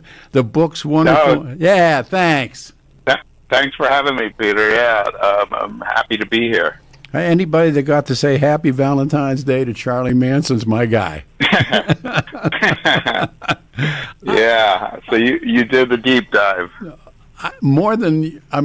We just said hello for the first time, but all of this stuff is just, all of my life I've been driven by precisely what I think you've been driven by as well. Just the idea that there is this and then there's another history and then there's another history. It's like keeping different sets of books. Yeah. Well, it wasn't all my life. I fell into it unexpectedly. I didn't have any kind of suspicions or curiosity about that until it was kind of put right in front of me. I want to begin, and I really pondered it. I rode my motorcycle to work, and I was this morning trying to say, how do I begin with this guy that I'm so impressed by? Would you begin and speak about MKUltra, and let's begin from there if that's okay? Yeah. I mean, I'd never heard of it. You know, I was assigned to do a story about at that time, 30-year-old murder case. And when I started finding holes in the traditional, kind of the historic narrative and trying to find out why the prosecutor and the LAPD and other people in law enforcement had changed certain facts and invented information and covered up and protected individuals who were associated with the people who did do the murders, Manson and the family, but there were other people who were kind of circling around him and provoking him and his group. I discovered what MKUltra was, and that was back in 2000 or 99, and there wasn't a lot of information out there about it. You know, it was a secret government operation that had begun in the late 40s, early 50s by the CIA to try to create programmed assassins, and it was a brainwashing program. Manson had this mysterious first year in the Haight-Ashbury district of San Francisco in 1967, right after he was released from about 9 years in federal prison. And it was during that year he kind of blossomed into the Charles Manson the world got to know later, this leader of this murderous cult who would do his bidding without asking questions. And I was curious about how that year had been so kind of vague and unreported, even in the prosecutor Vincent Bugliosi's pretty exhaustive history of Manson and of the case and of the crimes. I think he spent like a half a page in this 300 or 400 page book about it. And it was during my research into that year that I found out that Manson had this relationship with the federal parole officer, which was pretty unorthodox. That parole officer, Roger Smith, would release him every time he got arrested, rather than violate his parole as would have normally happened and send him back to prison. And he also redirected him from their weekly parole meetings in his office to a place called the Haight-Ashbury Free Medical Clinic, where he was conducting research on drugs, primarily amphetamines and violence. And he had Manson meet him there on a weekly basis. And this clinic had opened in the summer of '67 in anticipation of what was this invasion of youth, kids from all over the country, all over the world, who were coming to kind of celebrate their new freedoms, rock and roll, LSD, free love, communal living. And I found out that the doctor who ran the clinic, Dr. David Smith, had given an office to someone named Louis Jolyon West to do research on the kids who were coming in. And it's a long, kind of complicated story of the connections, but at that point, I learned that there had been the existence of something called MKUltra, and that Jolly West was a primary kind of integral part of this secret program to control the human mind and get people to do whatever their manipulators wanted them to do without the knowledge of being programmed to do so, which is exactly what Manson emerged from this clinic and from this summer of love in 1967 and the hate able to do. The CIA had started it in 49, and here in 1967, Manson could do exactly what they were trying to achieve. So the whole program wasn't exposed until the mid-70s, after there had been a whistleblower named John Marks who discovered records of it. It had been discontinued in 73 by Richard Nixon. He ordered it ended, and Richard Helms, who was then the head of the CIA, and had been part of the program from the very beginning, from its first days under Alan Dulles. He and Dr. Sidney Gottlieb, who was the main scientist, developing the drugs and the technologies to test on people without their awareness. They destroyed all the records, and the only records that existed were financial records. So John Marks went public and went to Congress and to the papers, and long story short, there were 3 congressional investigations into it, and all they could determine was that for 20 years, the CIA had tested drugs and other forms of coercion on American citizens without their knowledge, and everywhere from prisons to universities, the Army, to the Army, safe houses that they had in New York City and San Francisco, where men would be lured into these apartments by prostitutes and then dosed with the LSD and observed by the agents. So it's kind of a complicated history, but that was when I learned about MKUltra, and at first I was apprehensive because it sounded so far-fetched, like something out of a science fiction book, which actually did exist in 1962, the Manchurian Candidate, which was written by Richard Condon about the government programming people to assassinate world leaders, or in that case, an American president. So that's kind of a long answer. A long answer to, it's hard to get all that in a nutshell explanation. No, that's great. I mean, it's the book. I mean, it's what the book is saying. But at the same time, I see these parallels and I'm sure you know about Whitey Bulger when Whitey goes to Atlanta and he becomes an MKUltra guy. And who else do you think that these people were dealing with? And the other part of it is there seems to be this axis of San Francisco and Los Angeles, and I think you do such a wonderful job. And so here's Jolly in the hate, and then there's Sunset Strip, and then there's Terry Melcher and Dennis Wilson. I mean, that's a dichotomy in some ways, but if you pursue that if you would, please, Tom. Yeah, well, I mean, back to what you just said about Whitey Bulger and who else. A lot of people believe that Ted Kaczynski, the Unabomber, had been experimented on when he was at Harvard. And Whitey Bulger's, his lawyers tried to introduce evidence at his trial that he had volunteered. He wasn't unwitting. He had volunteered for experiments when he was in federal prison in the 50s.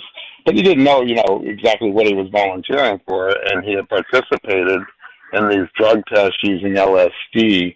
So they tried to introduce that at his trial, in the, I guess, early 2000s when they finally captured him out here in Santa Monica as a mitigating circumstance, saying, we can't know what he was responsible for or how culpable he was in his violent, 30, 40-year history of murdering people and ordering murders if he was part of a government experiment whose results and details had never been shared, and the judge wouldn't allow it in. But what's interesting is they convicted him, and he went to prison for life, and I believe he was murdered in prison a few years after he went. But one of the jurors, my book came out, when he was still alive, he might have been murdered, but one of the jurors reached out to me and said to me that, they were not made aware of that evidence. They were out of the courtroom when the judge, his defense attorneys were arguing with the judge to allow them to present it, and she only learned about it after the conviction, and she said she wanted to go public and say that he shouldn't have been, that was very important information. And she was in a correspondence with him where he was writing to her and telling her about the test. Mm-hmm. And I directed her towards 60 Minutes and the New York Times because my book had just come out and I was too busy to work with her. And she said that, I kept in touch with her for a few years. 60 Minutes was going to do a whole segment on her and her correspondence.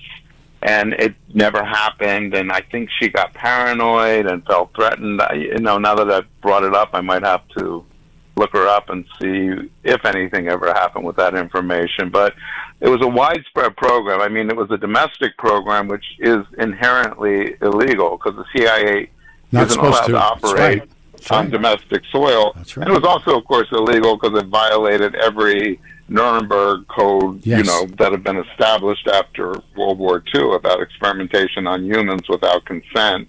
Yes. So there were all sorts of reasons why the CIA destroyed all records of it, and it's really why today we still don't know how extensive it was, who else was involved, who was experimented on. It was definitely, done down here in Los Angeles. It was done in San Francisco and New York and, all over the country. Our guest, the one and only Tom O'Neill. The book is a must. Chaos, Charles Manson, the CIA, and a Secret History of the 60s. I didn't put it down, but I'm so deeply entrenched in all of this. What's interesting with Whitey, and I think Whitey was parabled quite well in that movie, The Departed. And Whitey was a snitch, and that Steve the Rifleman Fleming, who said when Whitey came back, I think he went to Atlanta. I think they MK'd him in Atlanta, and he would get X amount of time off for each trip he would take. And he said he came back. He said as bad as Whitey was when he came back, he was worse. But like Charlie Manson, he's getting off. They're protecting him. Speak to that, please. Well, I got to ask you a question. I saw The Departed when it came out, and I have movie amnesia. I can never remember movies a few weeks after I've seen them. Yeah. Do they have Whitey's treatments? Are the character playing? No. So is this from a book? It's Nicholson or Jack Nicholson. Jack Nicholas, to do it right, Jack Nicholson plays this character, an Irish gangster, but he's Whitey Bulger. And they find out in the end that he's a rat to the FBI. Yeah. And Whitey was I think it's called the Summerhill Gang. If I'm wrong, I apologize. But they kept saying, how did Whitey keep getting away with it? Well, he was a source. He was an agent for the FBI talking about the Italians, the mafia. And that's why I think he was killed when they put him in prison. He's almost like a Jeffrey Epstein, man. We don't want this guy to talk. Yeah. And I think he didn't last too long. No, not like walked across the yard and they killed him. Yeah. I got to get the Somerville Gang. That's a book that came out after he died, or it's Winter Hill. No, that was the gang that Whitey ran, and they were the murderers, and they were burying women and right. But they knew, but the cops knew that he was doing that stuff. Oh yeah, just like Manson. Thank you. That was the relationship that I saw. Well, the police were surveilling Manson and the family as he got increasingly more violent and started prophesizing about end of the world and race wars, and they were feeding him information. I mean,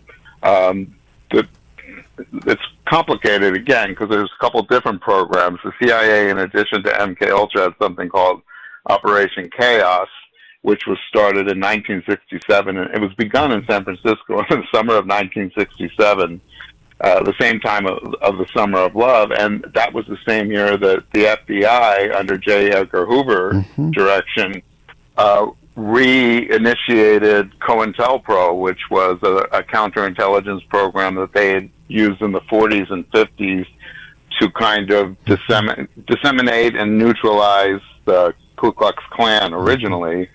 Well, they rechristened it and restarted it with the targeting the black militant movement and the anti-war movement, the free speech movement, and they opened their first office in the Summer of Love in 1967 in The Haight, and then one down in L.A.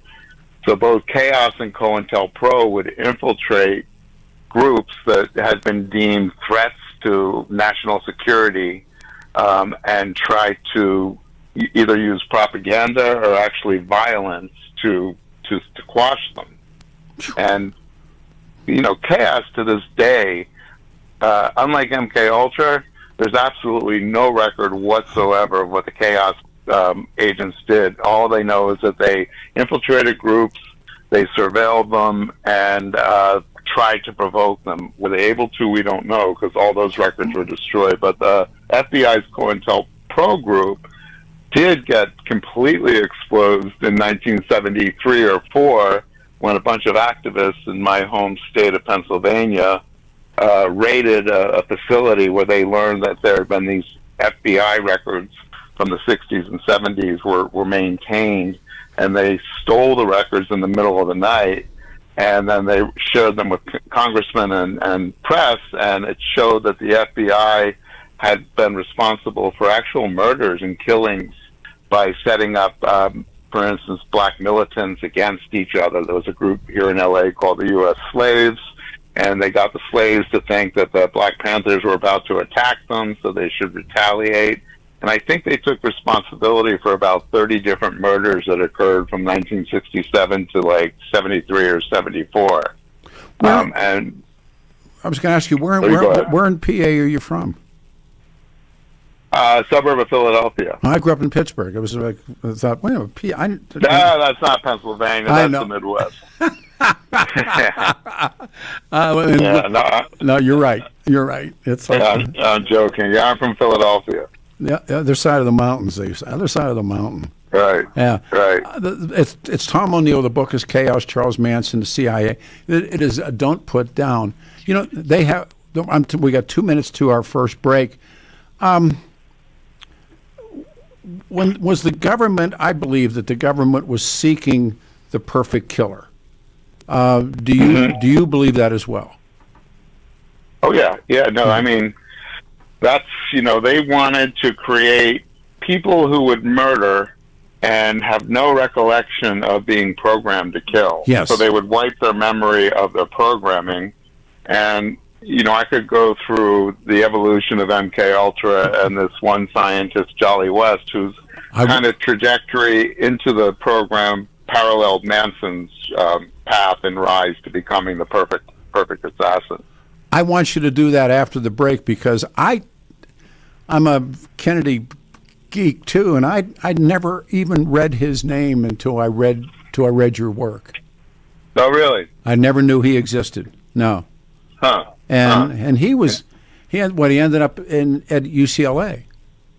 Yeah. Yeah. It's like those guys that were at Wannsee, you know, when they decide to kill all the Jews, and then they find out later in life they're doing really well. You're the paperclip guys. Yes.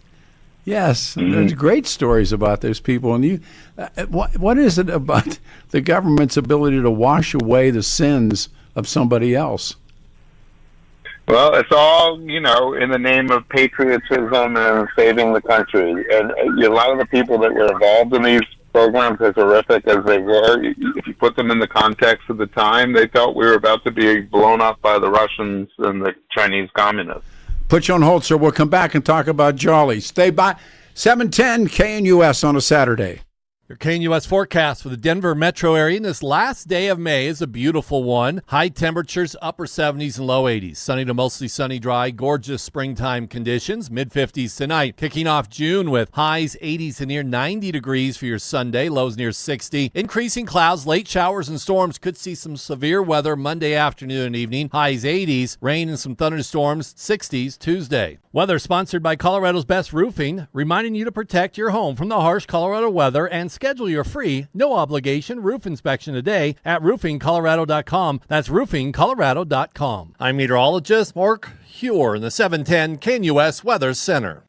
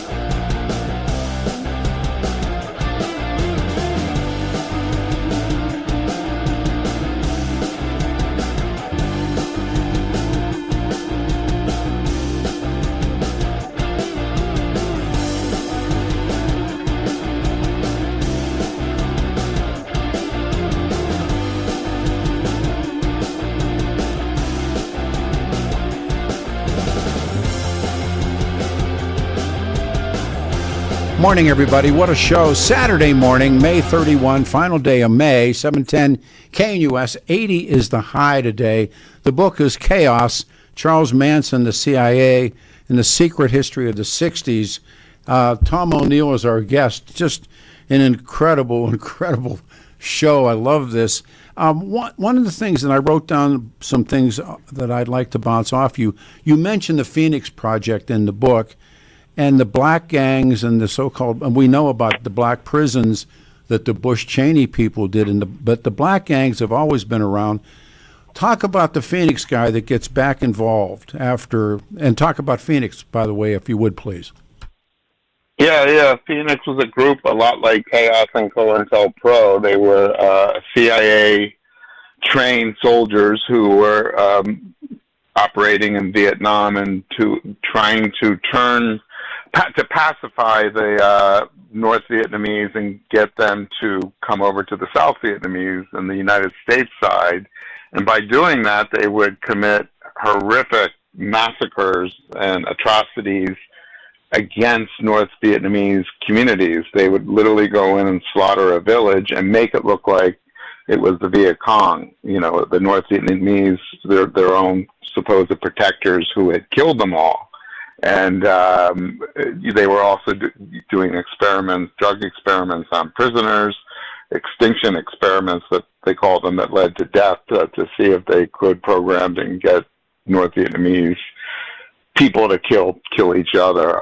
And one of the guys who was an agent and kind of a higher up in Operation Phoenix in Vietnam was a guy named Lieutenant William Herman, and he was a lieutenant at the LAPD. And he had left the LAPD to become kind of a CIA associate in '67, went over, trained in Southeast Asia and Thailand in those tactics, and then went into Vietnam and, oversaw a lot of these horrible atrocities, and then came back to Los Angeles in late '68, early '69, and was part of the group that was surrounding kind of, the Manson, when Manson was arrested and then released, and all the way up until the murders of Sharon Tate, was part of that kind of sphere of influence on Manson, this William Herman guy. And his daughter, very, kindly, you never know how people are going to react when you approach them for information. He'd been dead for years, but his only child allowed me to look at all of his files, his passports, his records, and use whatever I needed to build a case that he was involved in this. So there's a section about him in the book, and it's one of those things that I feel like there's a lot more information to be uncovered, but it's hard to get, because the government destroys all that. They began to recruit all that Alpha 66, Omega 7, the Florida stuff, the organized crime stuff. One of the things that strikes me, and again, it's away from the topic, but I'd love your input. Everything is focused on Cuba until Jack Kennedy's murder. When Jack Kennedy's assassinated, all of that Alpha 66, Omega 7, the black crews, the black gangs, it all goes away, and we switch to Vietnam. And everything stops. All this, and clearly they're in bed with organized crime, because the two main organized criminal guys in the mafia are murdered before they can testify. What all did they know? I don't know. I'm not too well versed in the Kennedy stuff beyond Jack Ruby's, losing his mind and his involvement. Well, Jolly West's involvement with him and kind of destroying him. But I don't know. It's interesting. So you think that once Kennedy was killed, they didn't need to bother with trying to overthrow Castro anymore? I don't know. I mean, I've asked that question many times of other people and said it was focusing on Castro, not so much Southeast Asia, but Castro. All of a sudden, Jack Kennedy's dead. Lyndon Johnson drops all of this, and on we move to Southeast Asia. And well, from what little I know is, Kennedy wanted to pull out of Vietnam, and that's not what his chief of staff, particularly Curtis LeMay, wanted. They wanted war, and supposedly it was because Kennedy wanted to abolish the CIA and get our the troops were just starting to be sent over to Vietnam. Yeah. Mostly under the guise of CIA agents who were in Hanoi doing, Daniel whatever they were Ellsberg. doing over there. Daniel Yeah, Ellsberg was yeah. the CIA guy. Yeah. So come back to Jolly West. That's if we could again pick up there, Jolly West. Yeah. Well, the strange thing was when I first connected his name in my reporting, probably a year and a half into it, and a couple people said to me I should look into him. I said, well, I actually interviewed him, I think about 5 or 6 years before. I was a magazine journalist, and I was doing investigative stories about the entertainment industry, and I was based in New York, and they would send me out to LA to do stuff, and one of the stories I did was on celebrity stalkers, and some of the famous cases. An actress named Rebecca Schaefer was stalked by this psychopath named Robert Bardo and murdered on her doorstep. So it had become a phenomenon. I mean, it was happening a lot.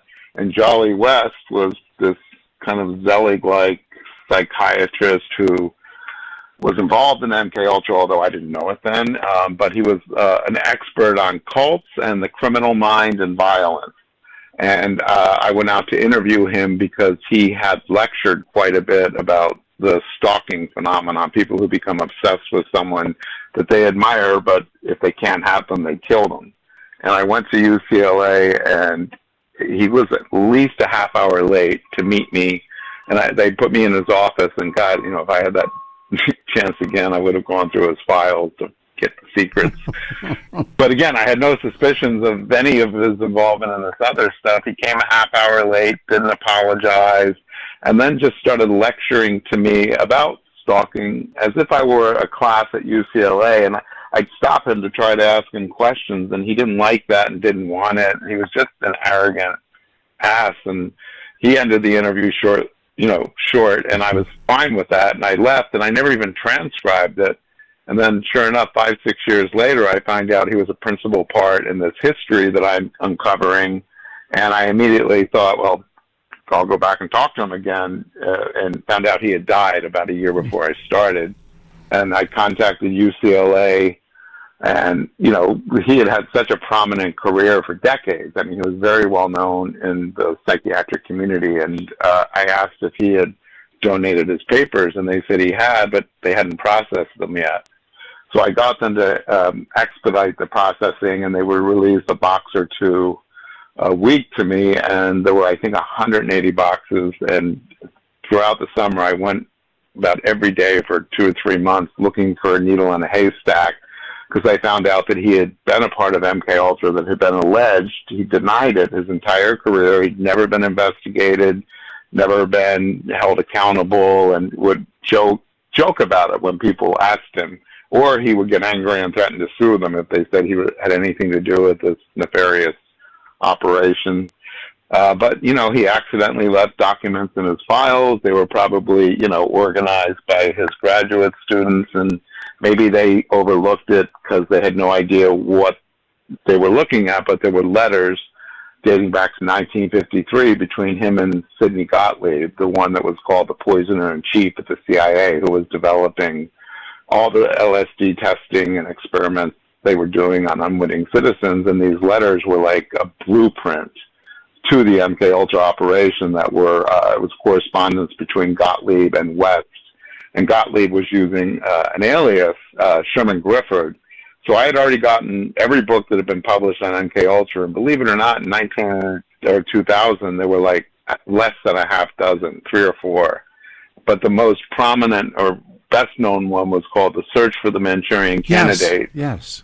By John Marks, the whistleblower at the State Department who exposed it in the first place. And I kept thinking, when I was reading these letters describing how West was going to experiment on prisoners at Lackland Air Force Base in Texas, outside of San Antonio, where he was based in 1952, 53 to 56, it sounded like exactly what the MKUltra operation was trying to do. And I'm like, but who's Sherman Grifford? And then I remembered that I'd seen his name in Marx's book. So I went to the book, went to the index, and it was just an asterisk on the bottom of a page, like a footnote, saying that in the early 50s, Gottlieb used the alias Sherman Grifford when he corresponded with people that were outside the agency researchers. So that confirmed basically what had been alleged about West when the whole program was exposed in 75, 76. He was on the front page of the New York Times as somebody who was a part of the MKUltra program, and he told the Times reporter he'd been approached, but he turned them down. He said, I would never experiment on human beings with LSD, which again, he had done papers on LSD talking about his above board experiments with LSD, not his CIA ones, but the ones he did that was using them on volunteers with consent. So he completely lied to the New York Times on the front page, and nobody had the wherewithal to say the CIA agents and assets take oaths that they'll never reveal their affiliation with him. Nobody investigated him. He was completely off the hook, and had they had these letters back then that I found in 2000 or 2001, he probably would have gone to prison. Did he represent whom when he went into Jack Ruby's cell? So after Jack Ruby was convicted of the murder of Lee Harvey Oswald in early 1964, he got a new attorney, a guy named Dr. Hubert Winston Smith, who was a psychiatrist and a criminal defense attorney. And there are some of those, these attorneys who have medical degrees, and they usually work with any kind of case that involves possible mental illness or loss of memory.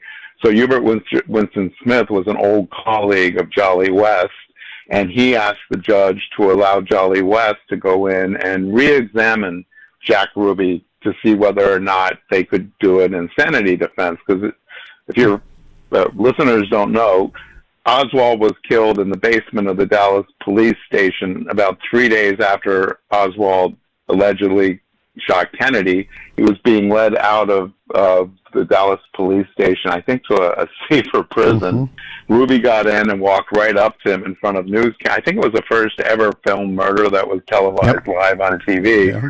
Walked right up to Oswald and shot him in the stomach, and then was jumped, by sheriffs and bystanders. And he said, "Why are you doing this to me? I'm Jack Ruby." Yeah. And then he said, "Why am I here?" And his first defense was that he had an epileptic fit and didn't know what he had done and had no recollection of it. And he didn't testify at the trial.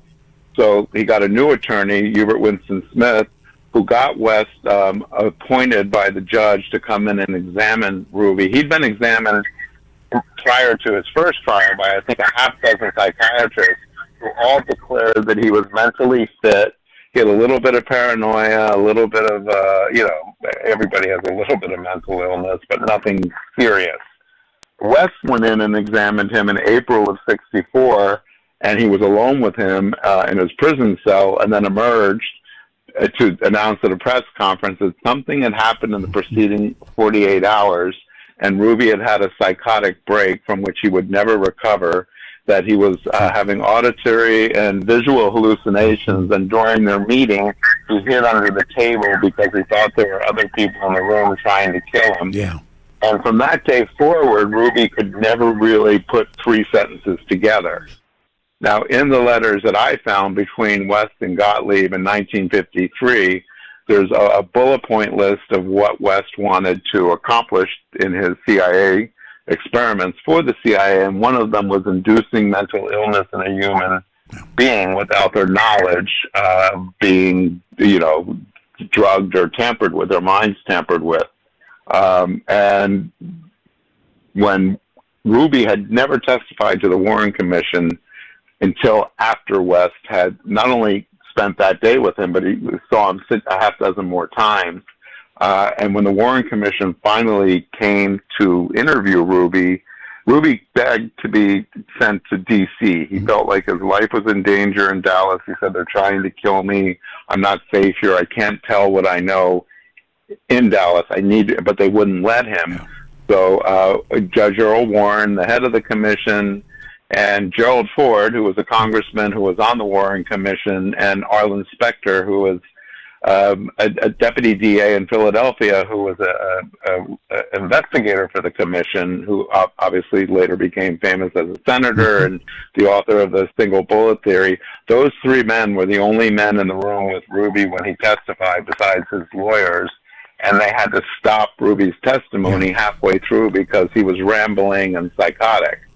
So the question I raised in my book was successful in silencing Ruby, who was called the most important witness in the assassination investigation of the president, because he was the one who silenced the alleged killer. And that as the story goes, if it's true that when Oswald saw him, he said, "Jack, you son of a bitch." And I did not know that. Yeah. I've never read that. Yeah. Huh. I've had guys tell me that he saw that he knew. There's a book entitled "RFK Must." I have 30 seconds. "RFK Must Die," about. Yeah, I know the authors of that. Oh man, we'll pick that up. And then there's a woman that has called the show that says she knew Jolly. I'm going to bring her on. Can I do that with you? Sure. You're a gift. You're as advertised. Chaos is the book. Stay here on Peter Boyles, 710 KNUS.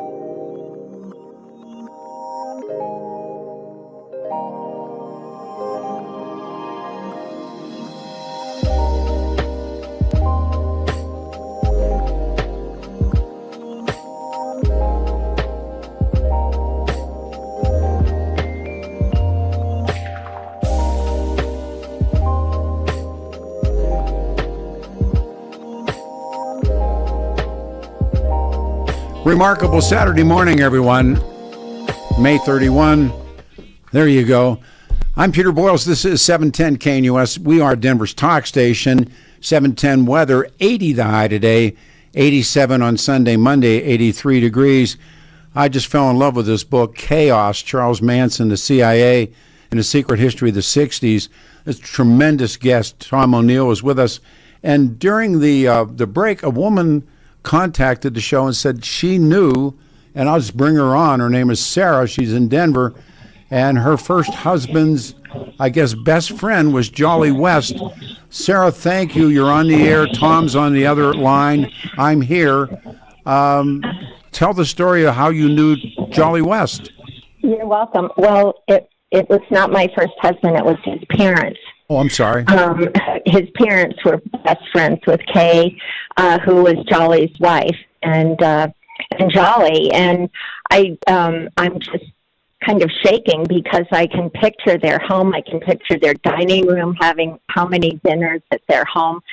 And what Tom was saying about Jolly, about being arrogant, and I remember him as being so welcoming and kind, a big man.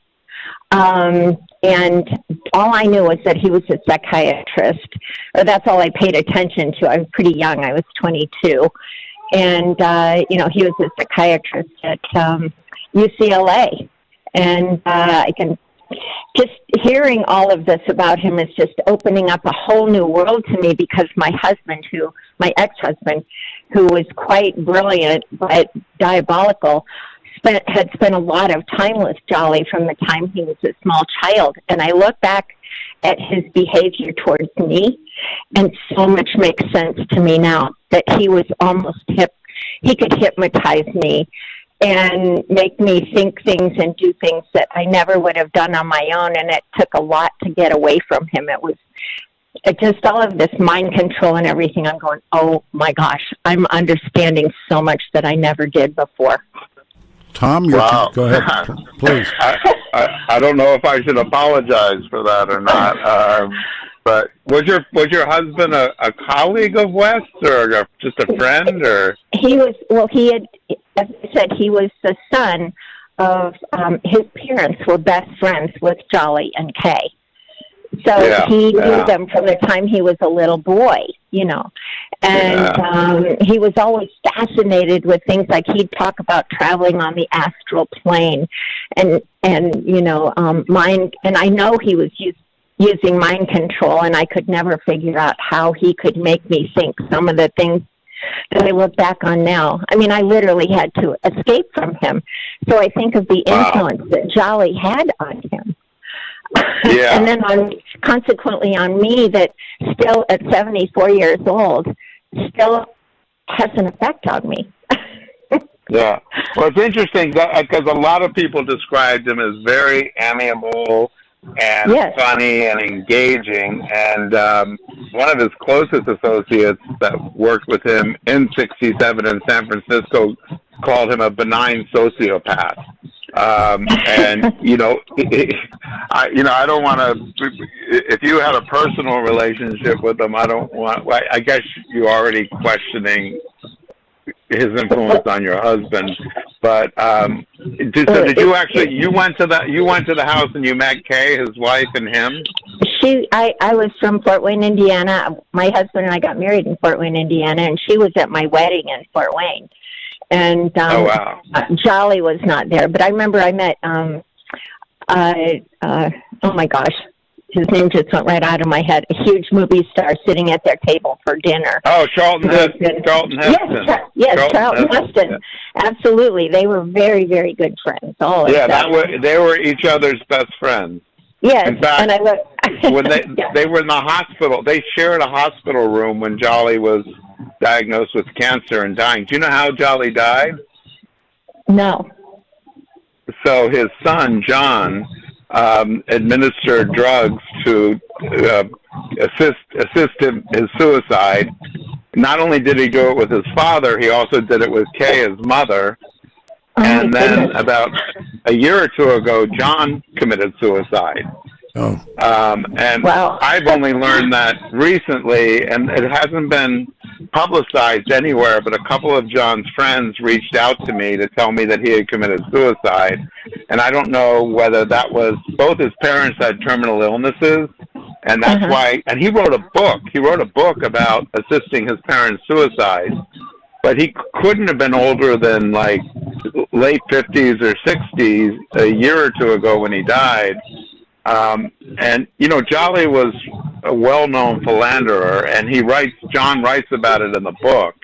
He had like a string of mistresses that he supposedly hypnotized to become his mistresses. So he was a very complicated guy. A lot of people are now, I think because of my book, are working on biographies just of him.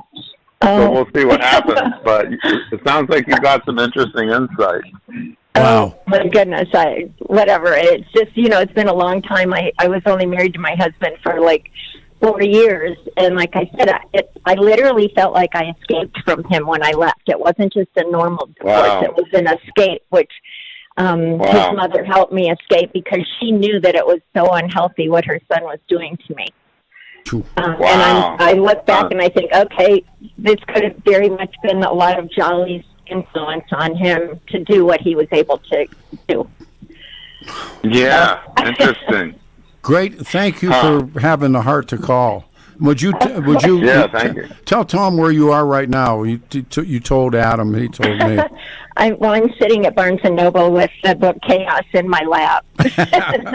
Oh, well, yeah, that's great. I'm glad we sold a book. I wish I could get my other Denver friends like Gigi Myers and Miles DeBure to go to the Barnes & Noble and buy their own copies because they're very close friends of mine. I was engaged to Gigi back in the 70s, and they still haven't read the book. So you're setting a good example, Sarah. Well, I can't wait. Please, I can't wait to read you know, it. when you're through with it or done with halfway through it, call the radio show again. I'd like to hear what your thoughts are because this book is powerful.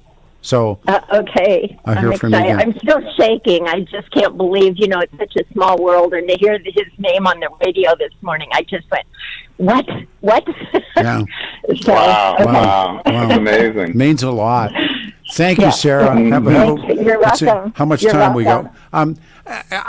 You've said an hour. I'd love to keep you. I don't know what your schedule's like because we never talked about you and Bugliosi. I still want to talk. I could do another 10 or 15 minutes. Okay, I think. Yeah. Well, because we take a break at the talk. Talk about RFK Must Die. I read that book, and you know the guy who wrote it. Wow. Well, I interviewed them. They're both everybody's dead now, yeah, I know. unfortunately. But John Christian and Yes. William Turner Yes. wrote that book, and that was really the first book that came out about the possibility that Sirhan was patsy. You know, that he was brainwashed to be in the pantry. You know, he did shoot at Robert F. Kennedy and strike him, but the bullet that killed Kennedy. The Thomas Noguchi, the famous coroner who did the autopsy, insisted, and he's still alive, and he rarely does interviews. I talked to him. To this day, he says there's no way Sirhan, shot the kill bullet that killed Robert F. Kennedy. And those guys did amazing work all the way back in, I think, 78 when that RFK book came out. And there was another guy named Robert Kaiser, Blair Kaiser, who was part of the defense team, and he wrote a book about the assassination where he was convinced that Sirhan acted alone and the programming wasn't true. But he was a good reporter, and he kept investigating after the book came out, and he finally changed his mind and decided that Sirhan had been planted and put there, and he wrote an afterword, republished the book, and unfortunately he died too. I interviewed all those guys. Wow. I don't have anything about the Sirhan case in my book because I couldn't connect Sirhan to Jolly West. But the idea that was he controlled. Yeah. It's the same model. I've got a lot of reporting on it, and I will include it in my follow-up book that I'm working on. We will put you on hold right now. Come back and I had a bad experience with Bugliosi too. So, for whatever that's worth. I thought there's a word for him that rhymes with prick, and it's brick. So hang on, sir. We'll come right back. 710 KNUS.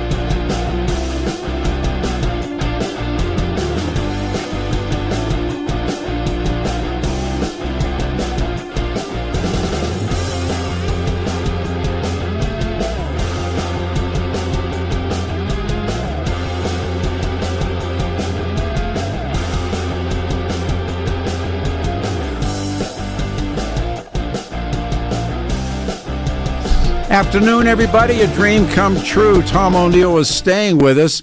It is Saturday, May 31, final day of May, 710 KNUS. We are Denver's talk station, 80 the high, 87 on Sunday, and on Monday, 83, but the rain comes back. The book, and it's been prominent, Chaos, Charles Manson, the CIA, and the secret history of the 60s. Tom O'Neill, kind enough to stay. We have a mutual, apparently, disgust of Vincent Bugliosi, who wrote the book Helter Skelter. And when I met him, Tom, he had written a book about the Kennedy assassination, and he was a rubber stamp for the Warren Commission. Right. And I'm not. I mean, there's holes in the Warren Commission you can drive a truck through. And I challenged him. And I obviously had never read your book, had never known anything else. I'm telling you what, it's like I ran over his dog. Yeah, he takes everything very personally. I mean, when I read your book, then your go-ups with Bugliosi, I said, that's the Bugliosi that I dealt with in an interview over the Kennedy assassination. I mean, So was this a radio interview, or were you? Yeah, it was a radio interview. Yeah, and I'd love to hear it. Well, those things. I don't save much, which I think I should save this, but I mean, and he was. I mean, truly. I mean, you just say, well, no, that part of it wasn't true, or Lyndon Johnson, and it was like it. I don't know how else to describe it. You would dare challenge Vincent Bugliosi? Yeah. Well, there's a famous Larry King episode. He was on with Alan Dershowitz, and I can't remember what they were talking about. It might have been the OJ trial. Whatever they were talking about, Vince got so angry he became hysterical, and Larry King is like, Vince, what? This is a news show. We're just having a conversation here. And Vince was screaming at Dershowitz, who was his lifelong friend. He had many people told me that he was mentally ill. And I don't want to spoil some of the surprises in the book, but I discovered these episodes of criminality that weren't connected to the Manson case, where he stalked a man who he thought had impregnated his wife, the milkman, and threatened him and kidnapped his daughter, and he also beat the hell out of one of his mistresses who wouldn't abort their baby, and he was a it was incredible, and I think that he was compromised at the time that he got the biggest case, of his career when he was assigned this case. He was kind of a lowly deputy DA, but he had already caused so much trouble for the office because of the milkman episode, which I write about. He should have been disbarred. He should have been prosecuted for what he did to that guy. And I think that because of that, they let him stay so they could then control him at trial. And Evel Younger, who was a former FBI OSF guy who was the district attorney of Los Angeles, was really the one pulling the strings of Bugliosi. Why were they this protection? And you point out again and again and again in the book, so many people knew. So many people understood and never did anything. And it echoes into so many different things that I've read and things I've witnessed in stories I've done. Why do you think, Tom, that this was run this way? This trial, this theory, these presentations, why were they run this way? Well, I mean, the thesis, and I have to, my disclaimer in the book is I haven't proven, a lot of the stuff in my book is a circumstantial case that I make as a thesis. And I've only proven that what we were told about the Manson case and a lot of other historic events isn't true. I mean, I can completely demolish the official narrative of the Manson murders and how and why they happened. But as far as the motivation behind it with the federal government, I'm just making a circumstantial case. And to answer your question of why it was covered up by Bugliosi and these people was, well, because to expose it would show that the government had a hand in the killings that Manson committed. And, the Cointelpro operation had completely escalated in Los Angeles. Two black militants were murdered because they were provoked. Their killers were provoked by the FBI in January of '68, I believe, at the UCLA campus. In November of '68, there's a letter from J. Edgar Hoover to the head of the Cointelpro LA field office, where he's saying we have to organize against the White Panther support party. So in other words, there was a celebrity group of Jane Fonda, Yes. Warren Beatty, Donald Sutherland and his wife actually were the heads of it. And he said we have to make them fear the Panthers. Even though they're supporting them and fundraising them, we need to do something to make them finally understand that when this revolution finally happens, they're going to be lined up against the wall with all the rest of the whites in America and slaughtered. Yeah. And, you know, that group was meeting at the Tate House. They were having meetings. Abigail Folger, who was one of the victims, was part of the White Panther support group party. And they were meeting there. That house kind of represented liberal Hollywood, and that's exactly what happened. You know, Sharon Tate and 4 other people were slaughtered in the house, and Manson wanted it to look like the Panthers had killed them. I mean, it was a complete enactment of a COINTELPRO operation, and I can't prove it, but I make a circumstantial case that that's why it happened, and that would answer your question of why it had to be covered up, because the government could never admit to something like that. There's all these other examples. I mean, the Gulf of Tonkin is right. is that false flag? Yeah, sure. I mean, the crap strategy of tension. Yeah, and the crap that Bush and Cheney pulled after 9/11. Same Right. game, same game Right, again. right. Yeah, no, I mean, there's a micro and a macro, and I mean, this book is so fascinating, and at the same time, it'll disgust you that these people did, and they continue to do this. I mean, yeah. I mean, it's my anger at the government I no longer trust nor believe. But what did you walk away with? And I was going to ask you that, and I'm glad we got this extra time. When you're said and done, and I watched the Netflix as well, what did you walk away with from this before we go into the next one? Well, first thing I want to say about the Netflix, that was a huge disappointment to me. Me too. And I don't endorse it or promote it. You know, I worked with the director, Errol Morris, for a number of years, and he completely delivered a product that undermined my book and really had nothing to do with it. And it's a mystery to me as to why he did that. He's really one of the best documentary filmmakers in the world. And I can't tell you how many people who are fans of his and who are journalists and who are fans of my book who said, did somebody get to Errol? Like, was he a CIA cutout, or was he, like, you threatened? Because yeah, so, but what, all right, so what was I left with? It made me cynical. You know, when I started in '99, I thought I was worldly and sophisticated, and I had a healthy skepticism. Yeah. But after I started learning just how far our own government and the people, not only that we elect, but that we trust as law enforcement to protect us, that the lies and the lengths they'll go to achieve the ends that they want, it just left me a lot more trusting. And it's sad because, you know, it's nice to be a little idealistic and believe in, you know, patriotism and stuff. But now it's like, I'm just suspicious of everything that happens. Yes. And it's but, you know, I'm still kind of optimistic and believe in the good of humanity, but it's made me a lot, have a darker kind of worldview. I thought the same thing of that Netflix, and I didn't want to breach that with, you know, just in case. Yeah. And when you said, because I thought it was horrible, I thought, that's not the book I read. That's not the guy. Yeah.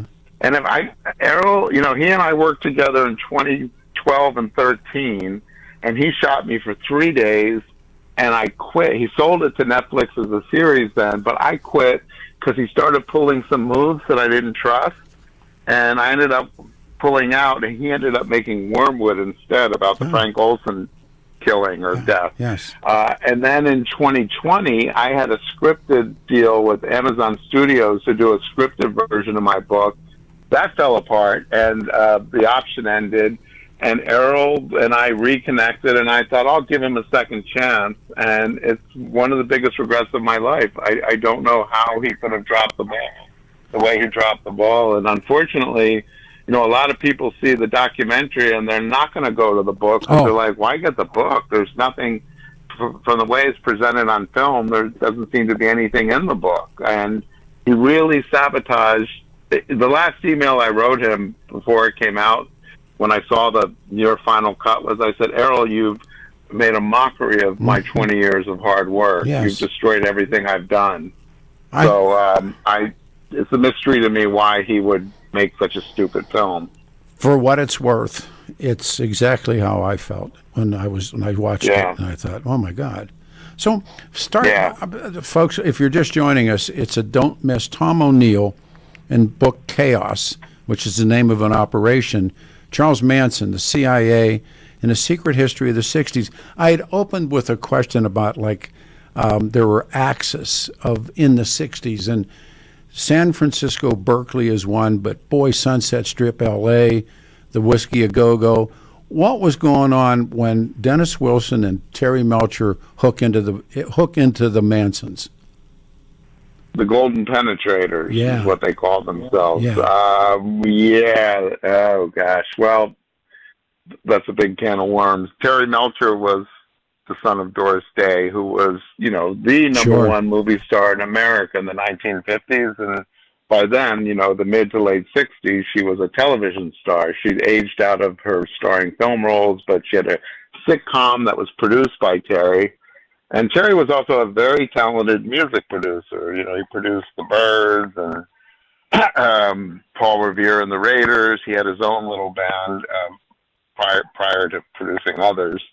And he got entwined with the Manson family through Dennis Wilson, the drummer for the Beach Boys, who was authentically, entranced by Charlie and believed that Charlie had mystical powers, and let Charlie and the family live with him at his house in Pacific Palisades for the summer of '68 before something happened. We still don't really know what happened. And again, Vince Bugliosi presents a completely contradictory account. He said that that Dennis threw them out of his. Well, he was scared to throw them out of his house, so he moved out of the house that he was renting, the old Will Rogers estate, because he didn't have the balls to evict Manson and the group, and that he lived in fear of him. But strangely, in January of '69 and in February, there were 3 interviews of Dennis where all he did was rave about this man he called the Wizard, Charlie, who had all these wives.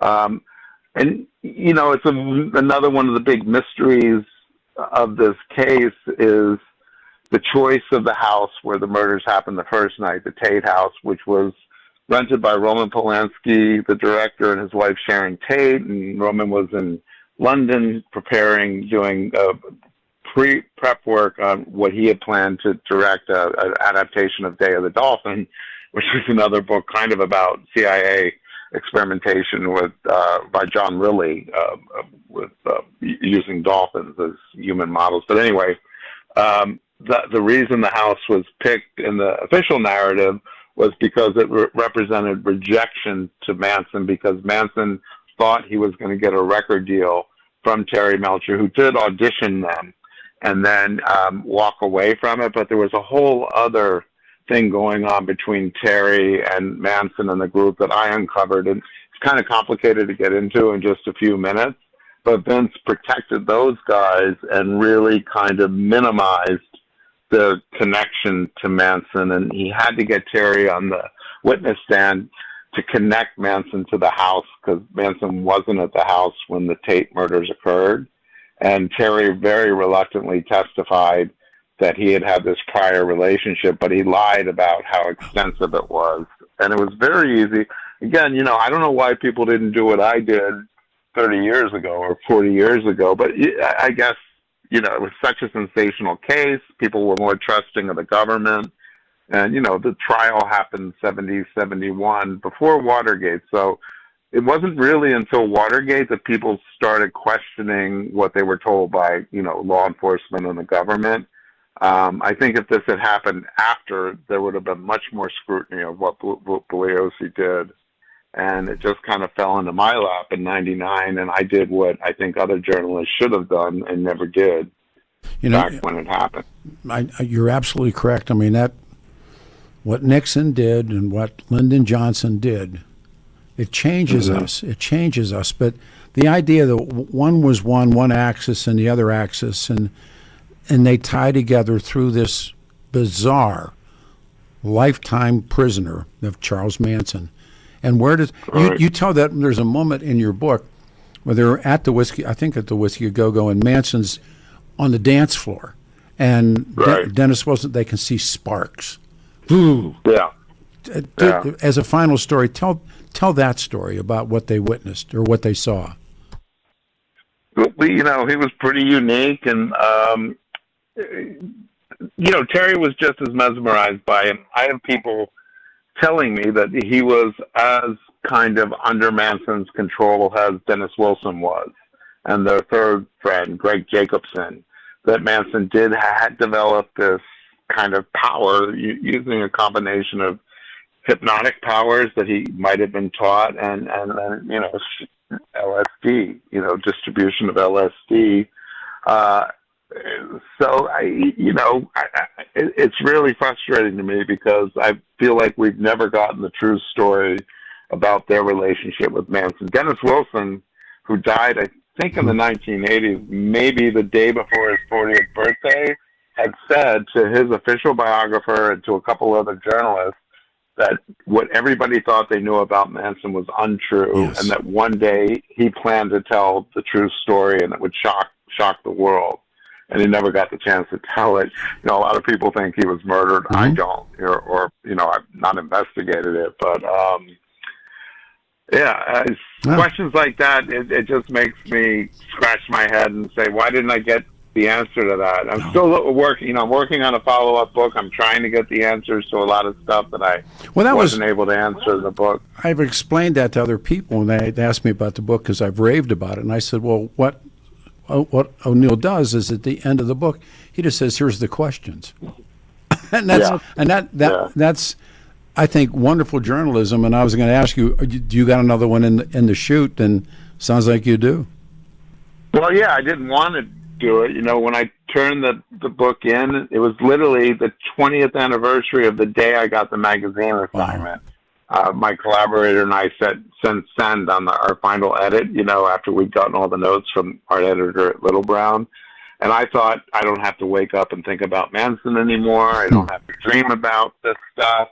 But what happened as soon as the book came out, people were reaching out to me with information, and 95% of them are crazy, but there's a lot of 5% that come to me with really good information. The next thing I know, I've been reporting ever since the book came out, 6 years now, and plan on doing a second book that hopefully ties up a lot of the loose ends. Just thank you for a wonderful hour and a half of radio and about 15 days of reading and a lot of trying to talk myself through stuff.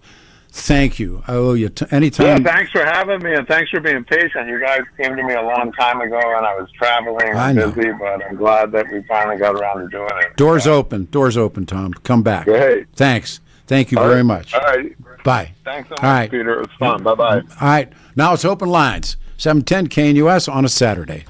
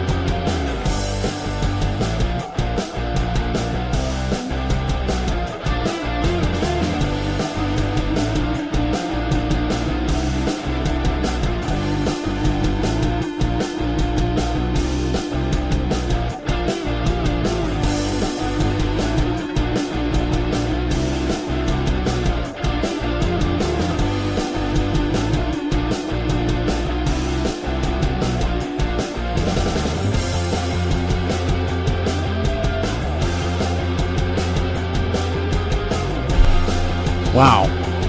Phew. On and off the air. Off the air was good conversations with Tom O'Neill.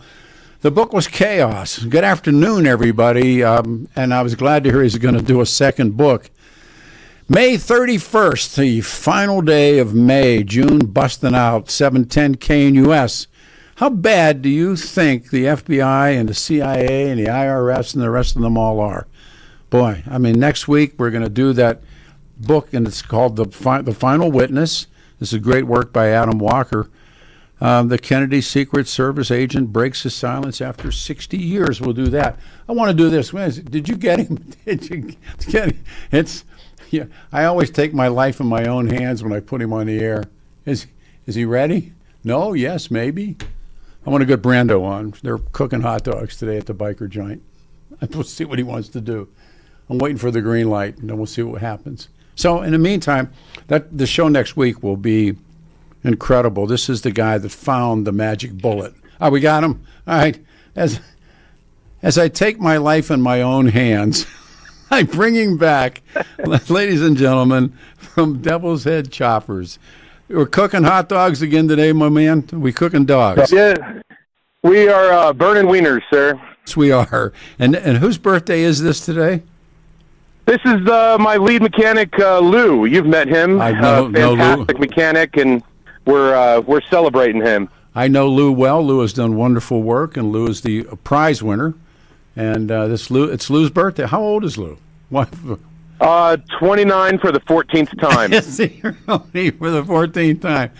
I got to tell you, folks, this bunch of mechanics and bikers have become near and dear to me, and they put on the weenie roast. I know how to get there, but how do you get there? Well, head down I-25 to the Wolfensberger exit in Castle Rock, and you go west past McDonald's, left on Prairie Hawk, right on Topeka. We're all the way at the end, but highly suggest pull it up on Google, take a quick peek, because we're kind of buried back here. We really are. You know, we kind of get to do whatever we want that way. It's nice. I think you can make what we make and make as much noise as we want, and make exactly. What is your motto? Make a lot of noise, take a lot of risks. What else is there? Yeah, something like that. Something like that. But I'm glad. I love this guy and his family and all of the friends. And these are young bikers, and they're just good kids. I say kids to anybody anymore. And he's become a solid friend. This is a wrench. So if you need some work done on a motorcycle too, he's the guy to do it. I love you, my boy. I will see you in. I'm done here at 1:00, and I'll be on my way. I'll come and see you. All right. We'll keep the wieners hot for you. Hit the delay. Love you. Talk to you. See you. All right. Love you. Bye. I just love those kids and want to give them punches. We go to Tracy in Longmont calling. Tracy on the show. Good morning. Afternoon. Sorry. It is afternoon. Good afternoon, Peter. Yes, sir. All right, hey, I wanted to read the definition of helter-skelter from a 1962 Webster's Dictionary from you. Shoot. All right, arbitrary, formation. All right, so it's a proverb, and it says, own me. And it says, he I don't know how to pronounce that. And it says the back of the foot. And then you had a caller that called up earlier, and you guys were talking about the heel. You know? Being a heel. So it really is. Yeah. Being a heel. Yeah, the back of the foot to step on the snake's head in haste. Well, apparently what the Beatles meant was Helter Skelter is a carnival ride. All right. Well, I'm gonna get to that too. Okay, we don't run out of time, but go ahead. All right. Well, in haste and confusion. So that, it's actually a psychological definition. That helter-skelter is something that is a definition of people that are confused. And if you go look in the Bible, that the devil is the author of confusion. And then you were speaking about chaos also, that the sons of silence, that they brandish that order out of chaos, and they know about chaos. And I'm speaking to them, and I hope they really take to heart what you're speaking about and how the destruction of America is coming about. I'm not lecturing anybody about anything. So, well, yeah, I might be lecturing the Sons of Silence a little bit. Not on the whoa, not on the show, brother. Sorry. Let's go back up here. This is Mike. Mike, you're on a radio show. Good morning.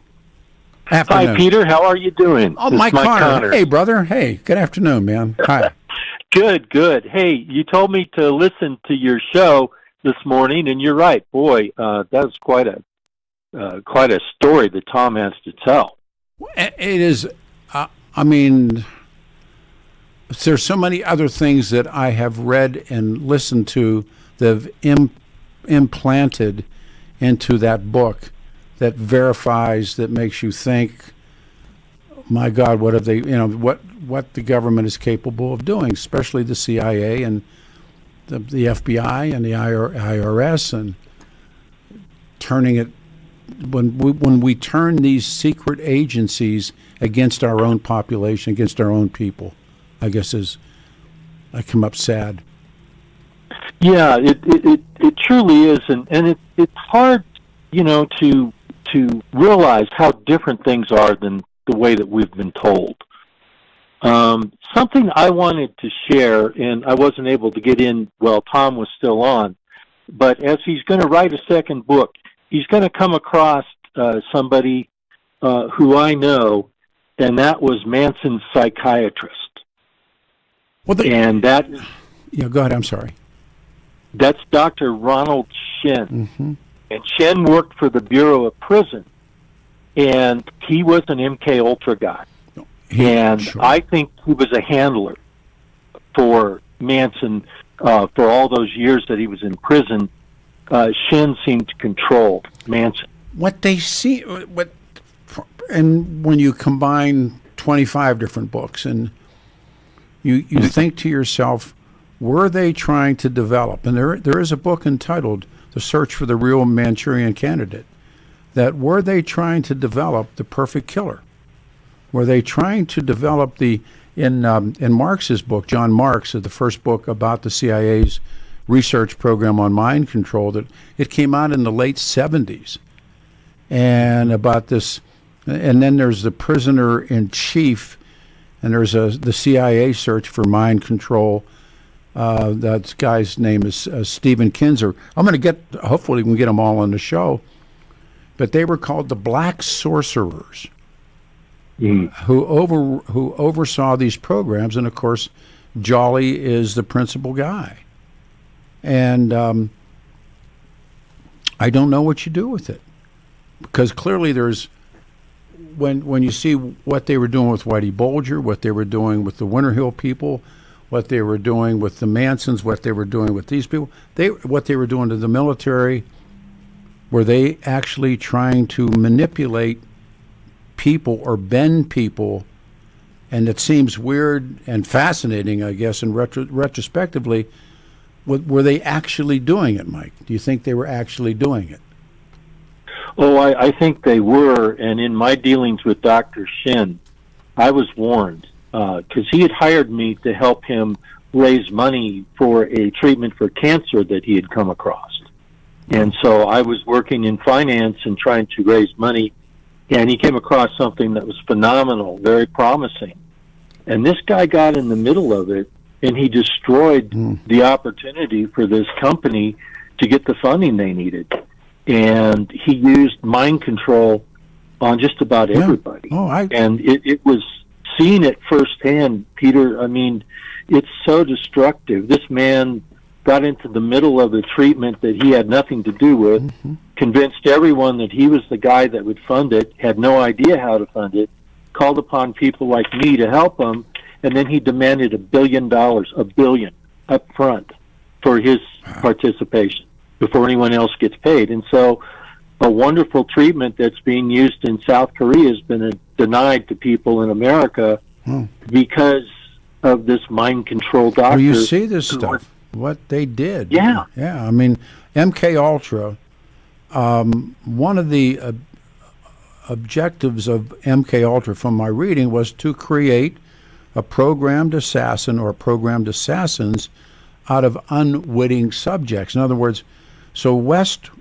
Jolly West was named as the MK researcher, front page, New York Times, in 77. In the book, O'Neill presents evidence that he found that West, in his West papers at the UCLA library, that not only was West a longtime contractor for MKUltra, but he worked with Gottlieb, the so-called black sorcerer, to devise the blueprint for the program in the early 1950s. Think about that. And O'Neill also then reports that in 67, West is doing undercover research on LSD in San Francisco. He's in the hate. Guess who he meets? Charlie.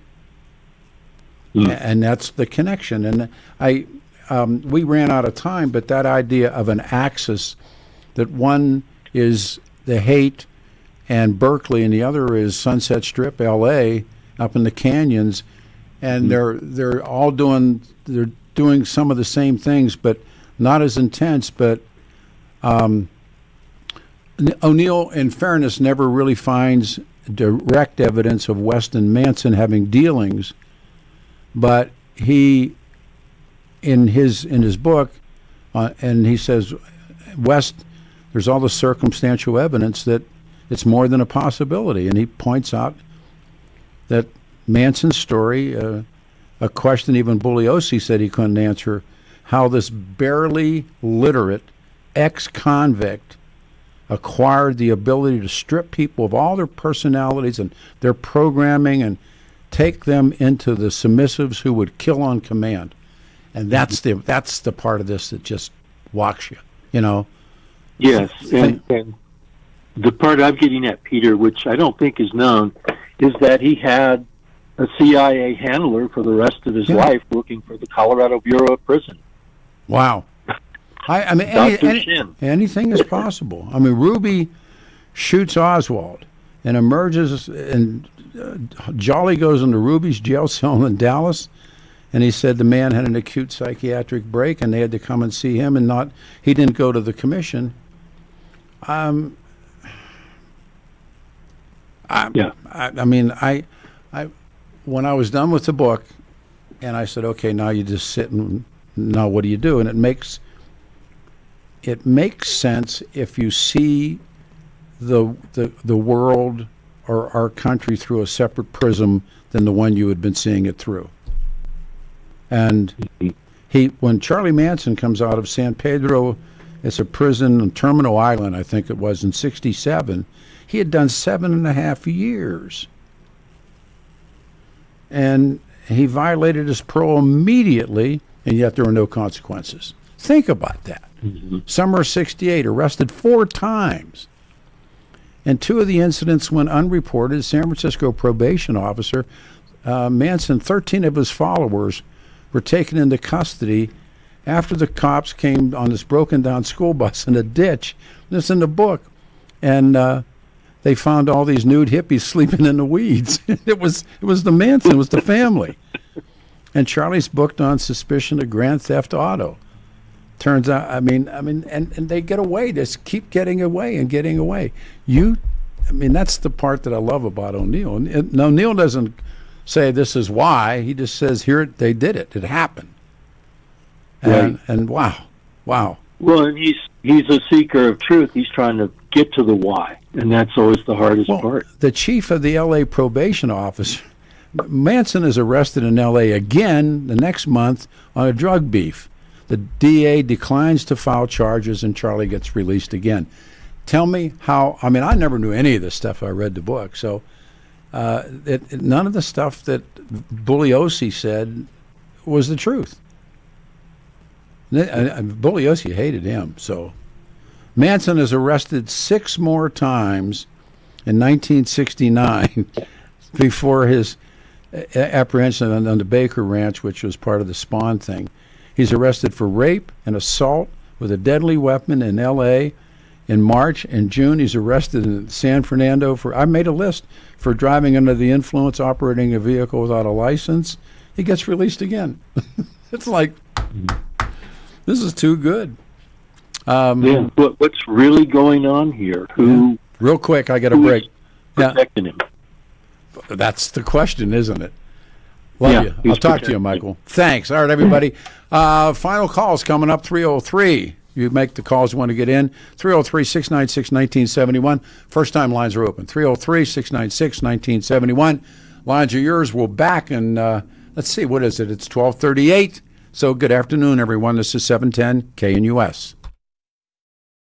Your KNUS forecast for the Denver metro area in this last day of May is a beautiful one. High temperatures, upper 70s and low 80s. Sunny to mostly sunny, dry, gorgeous springtime conditions. Mid-50s tonight. Kicking off June with highs 80s to near 90 degrees for your Sunday. Lows near 60. Increasing clouds, late showers and storms. Could see some severe weather Monday afternoon and evening. Highs 80s. Rain and some thunderstorms. 60s Tuesday. Weather sponsored by Colorado's Best Roofing, reminding you to protect your home from the harsh Colorado weather and schedule your free, no-obligation roof inspection today at roofingcolorado.com. That's roofingcolorado.com. I'm meteorologist Mark Huer in the 710 KNUS Weather Center.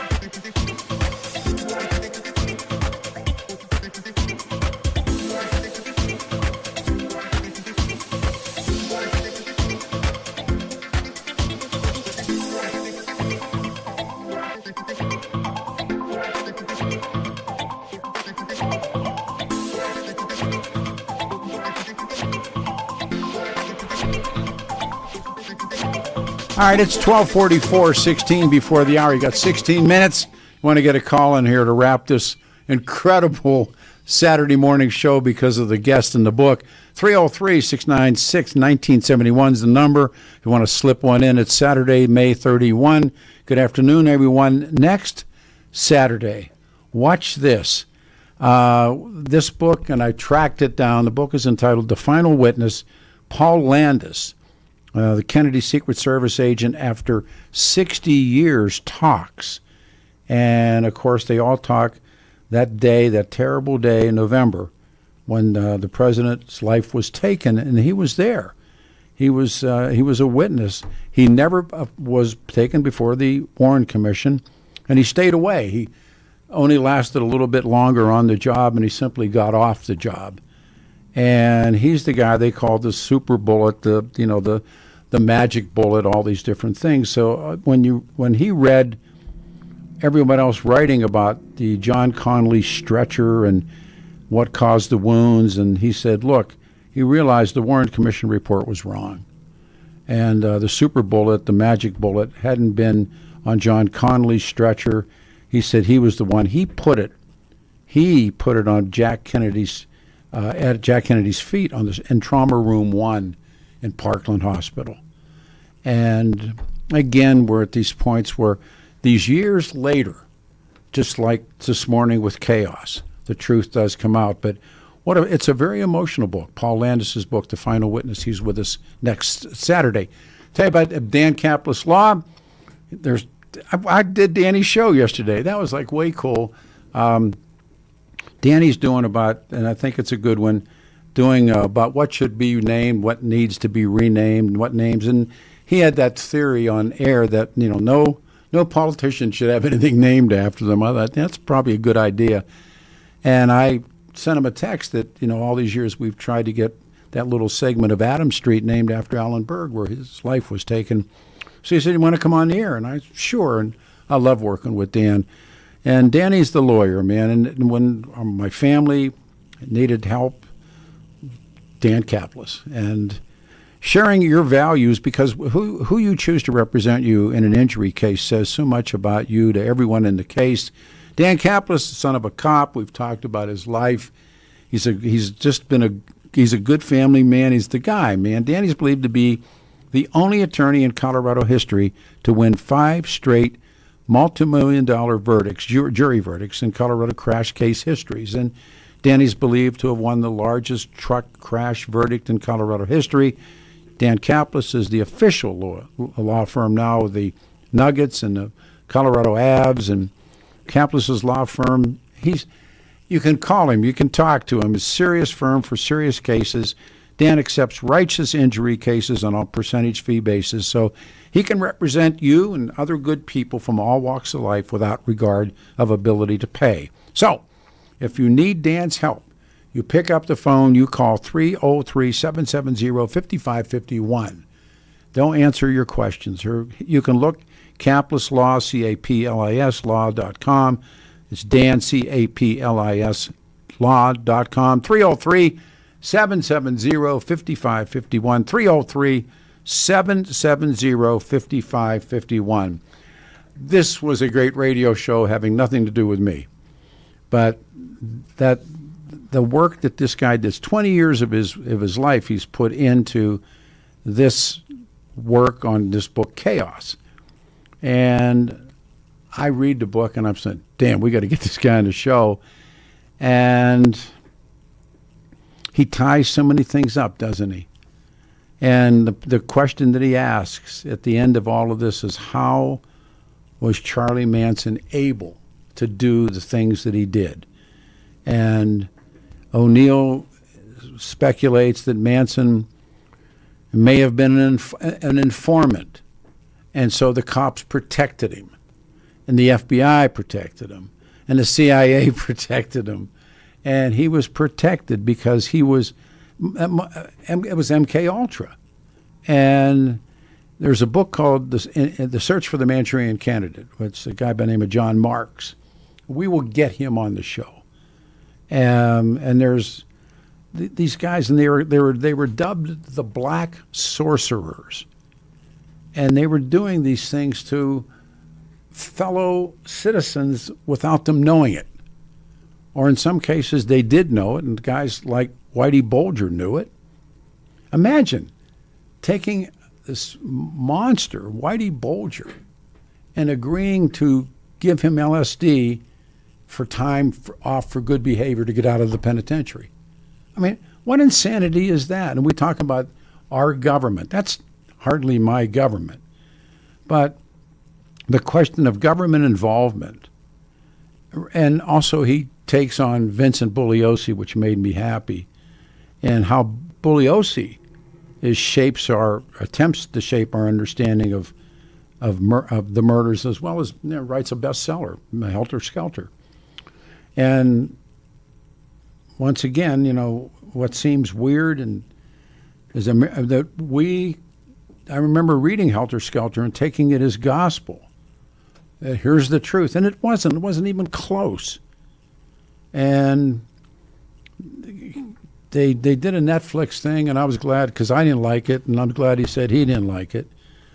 So the first surprise came for me was this existence of Louis Jolly West, the psychiatrist and expert on brainwashing, as it's called, cults and acid. And West, by the way, died in '99, and then the call from the woman that was her husband, and her husband was under the influence of this character. And he was the chairman of the UCLA Psychiatry Department and director of the Neuropsychiatric Institute for 20 years, for 2 decades, from 69 to 89. An auditorium in UCLA is named after him. And he was long involved with MKUltra. And one of the objectives was to create programmed assassins out of unwitting subjects. West was named as a possible MK researcher, and his picture was on the front page of the Los Angeles Times. Ugh, I don't know. Lessons learned, but how they could manipulate people, and they could do things to them. And I'm getting a lot of text messaging. Let me see if I can make this one work. I'm not here every day. Come back, little light. Where are you? Here it is. I think it comes up here. The music goes round and round. Let me see. There. Whoa, here it is. Says, the ghost of Operation Paperclip. Paperclip was when they brought all the rocket scientists into this country, and what they never told people, they were all members of the SS. Von Braun was an SS member, and that book called V2 that we never got a chance to do, but when they're escaping and they're going to go run into the arms of the Allies, not the Soviets, and it's a great story. He says, Von Braun, who's the head of it all, says, put on your Class A's and we're getting the cars, we're going to go. And they go down the road about 10, 15 miles in the 4 or 5 cars that the Paperclip guys are in. And he stops and he pulls over and they get out. He says, change clothes, put on your suits and ties. And we're going, and he tells them we'll go to the Americans, to the British, we're going to the Allies. And his assistant says, are we going to fire rockets into Germany for the Allies? And von Braun says, no, we're going to the moon. On that road in 1945, rushing into the arms of the Allies. No, he said, we are going to the moon. And they were SS, and they had people there that were slave laborers and everything, and everybody looked the other way. We don't have time. I got callers. Tell them next week we'll do it again. So that's it, with apologies for running out of time, but love the show. Thank you to Tom O'Neill. But next week, just as good, the final witness, Paul Landis, the Kennedy Secret Service agent, breaks his silence after 60 years on this show. Adam, you did a hell of a job. Thank you very much for balancing all of that. Take care of yourselves, everybody. I'll just see you next week. Thanks.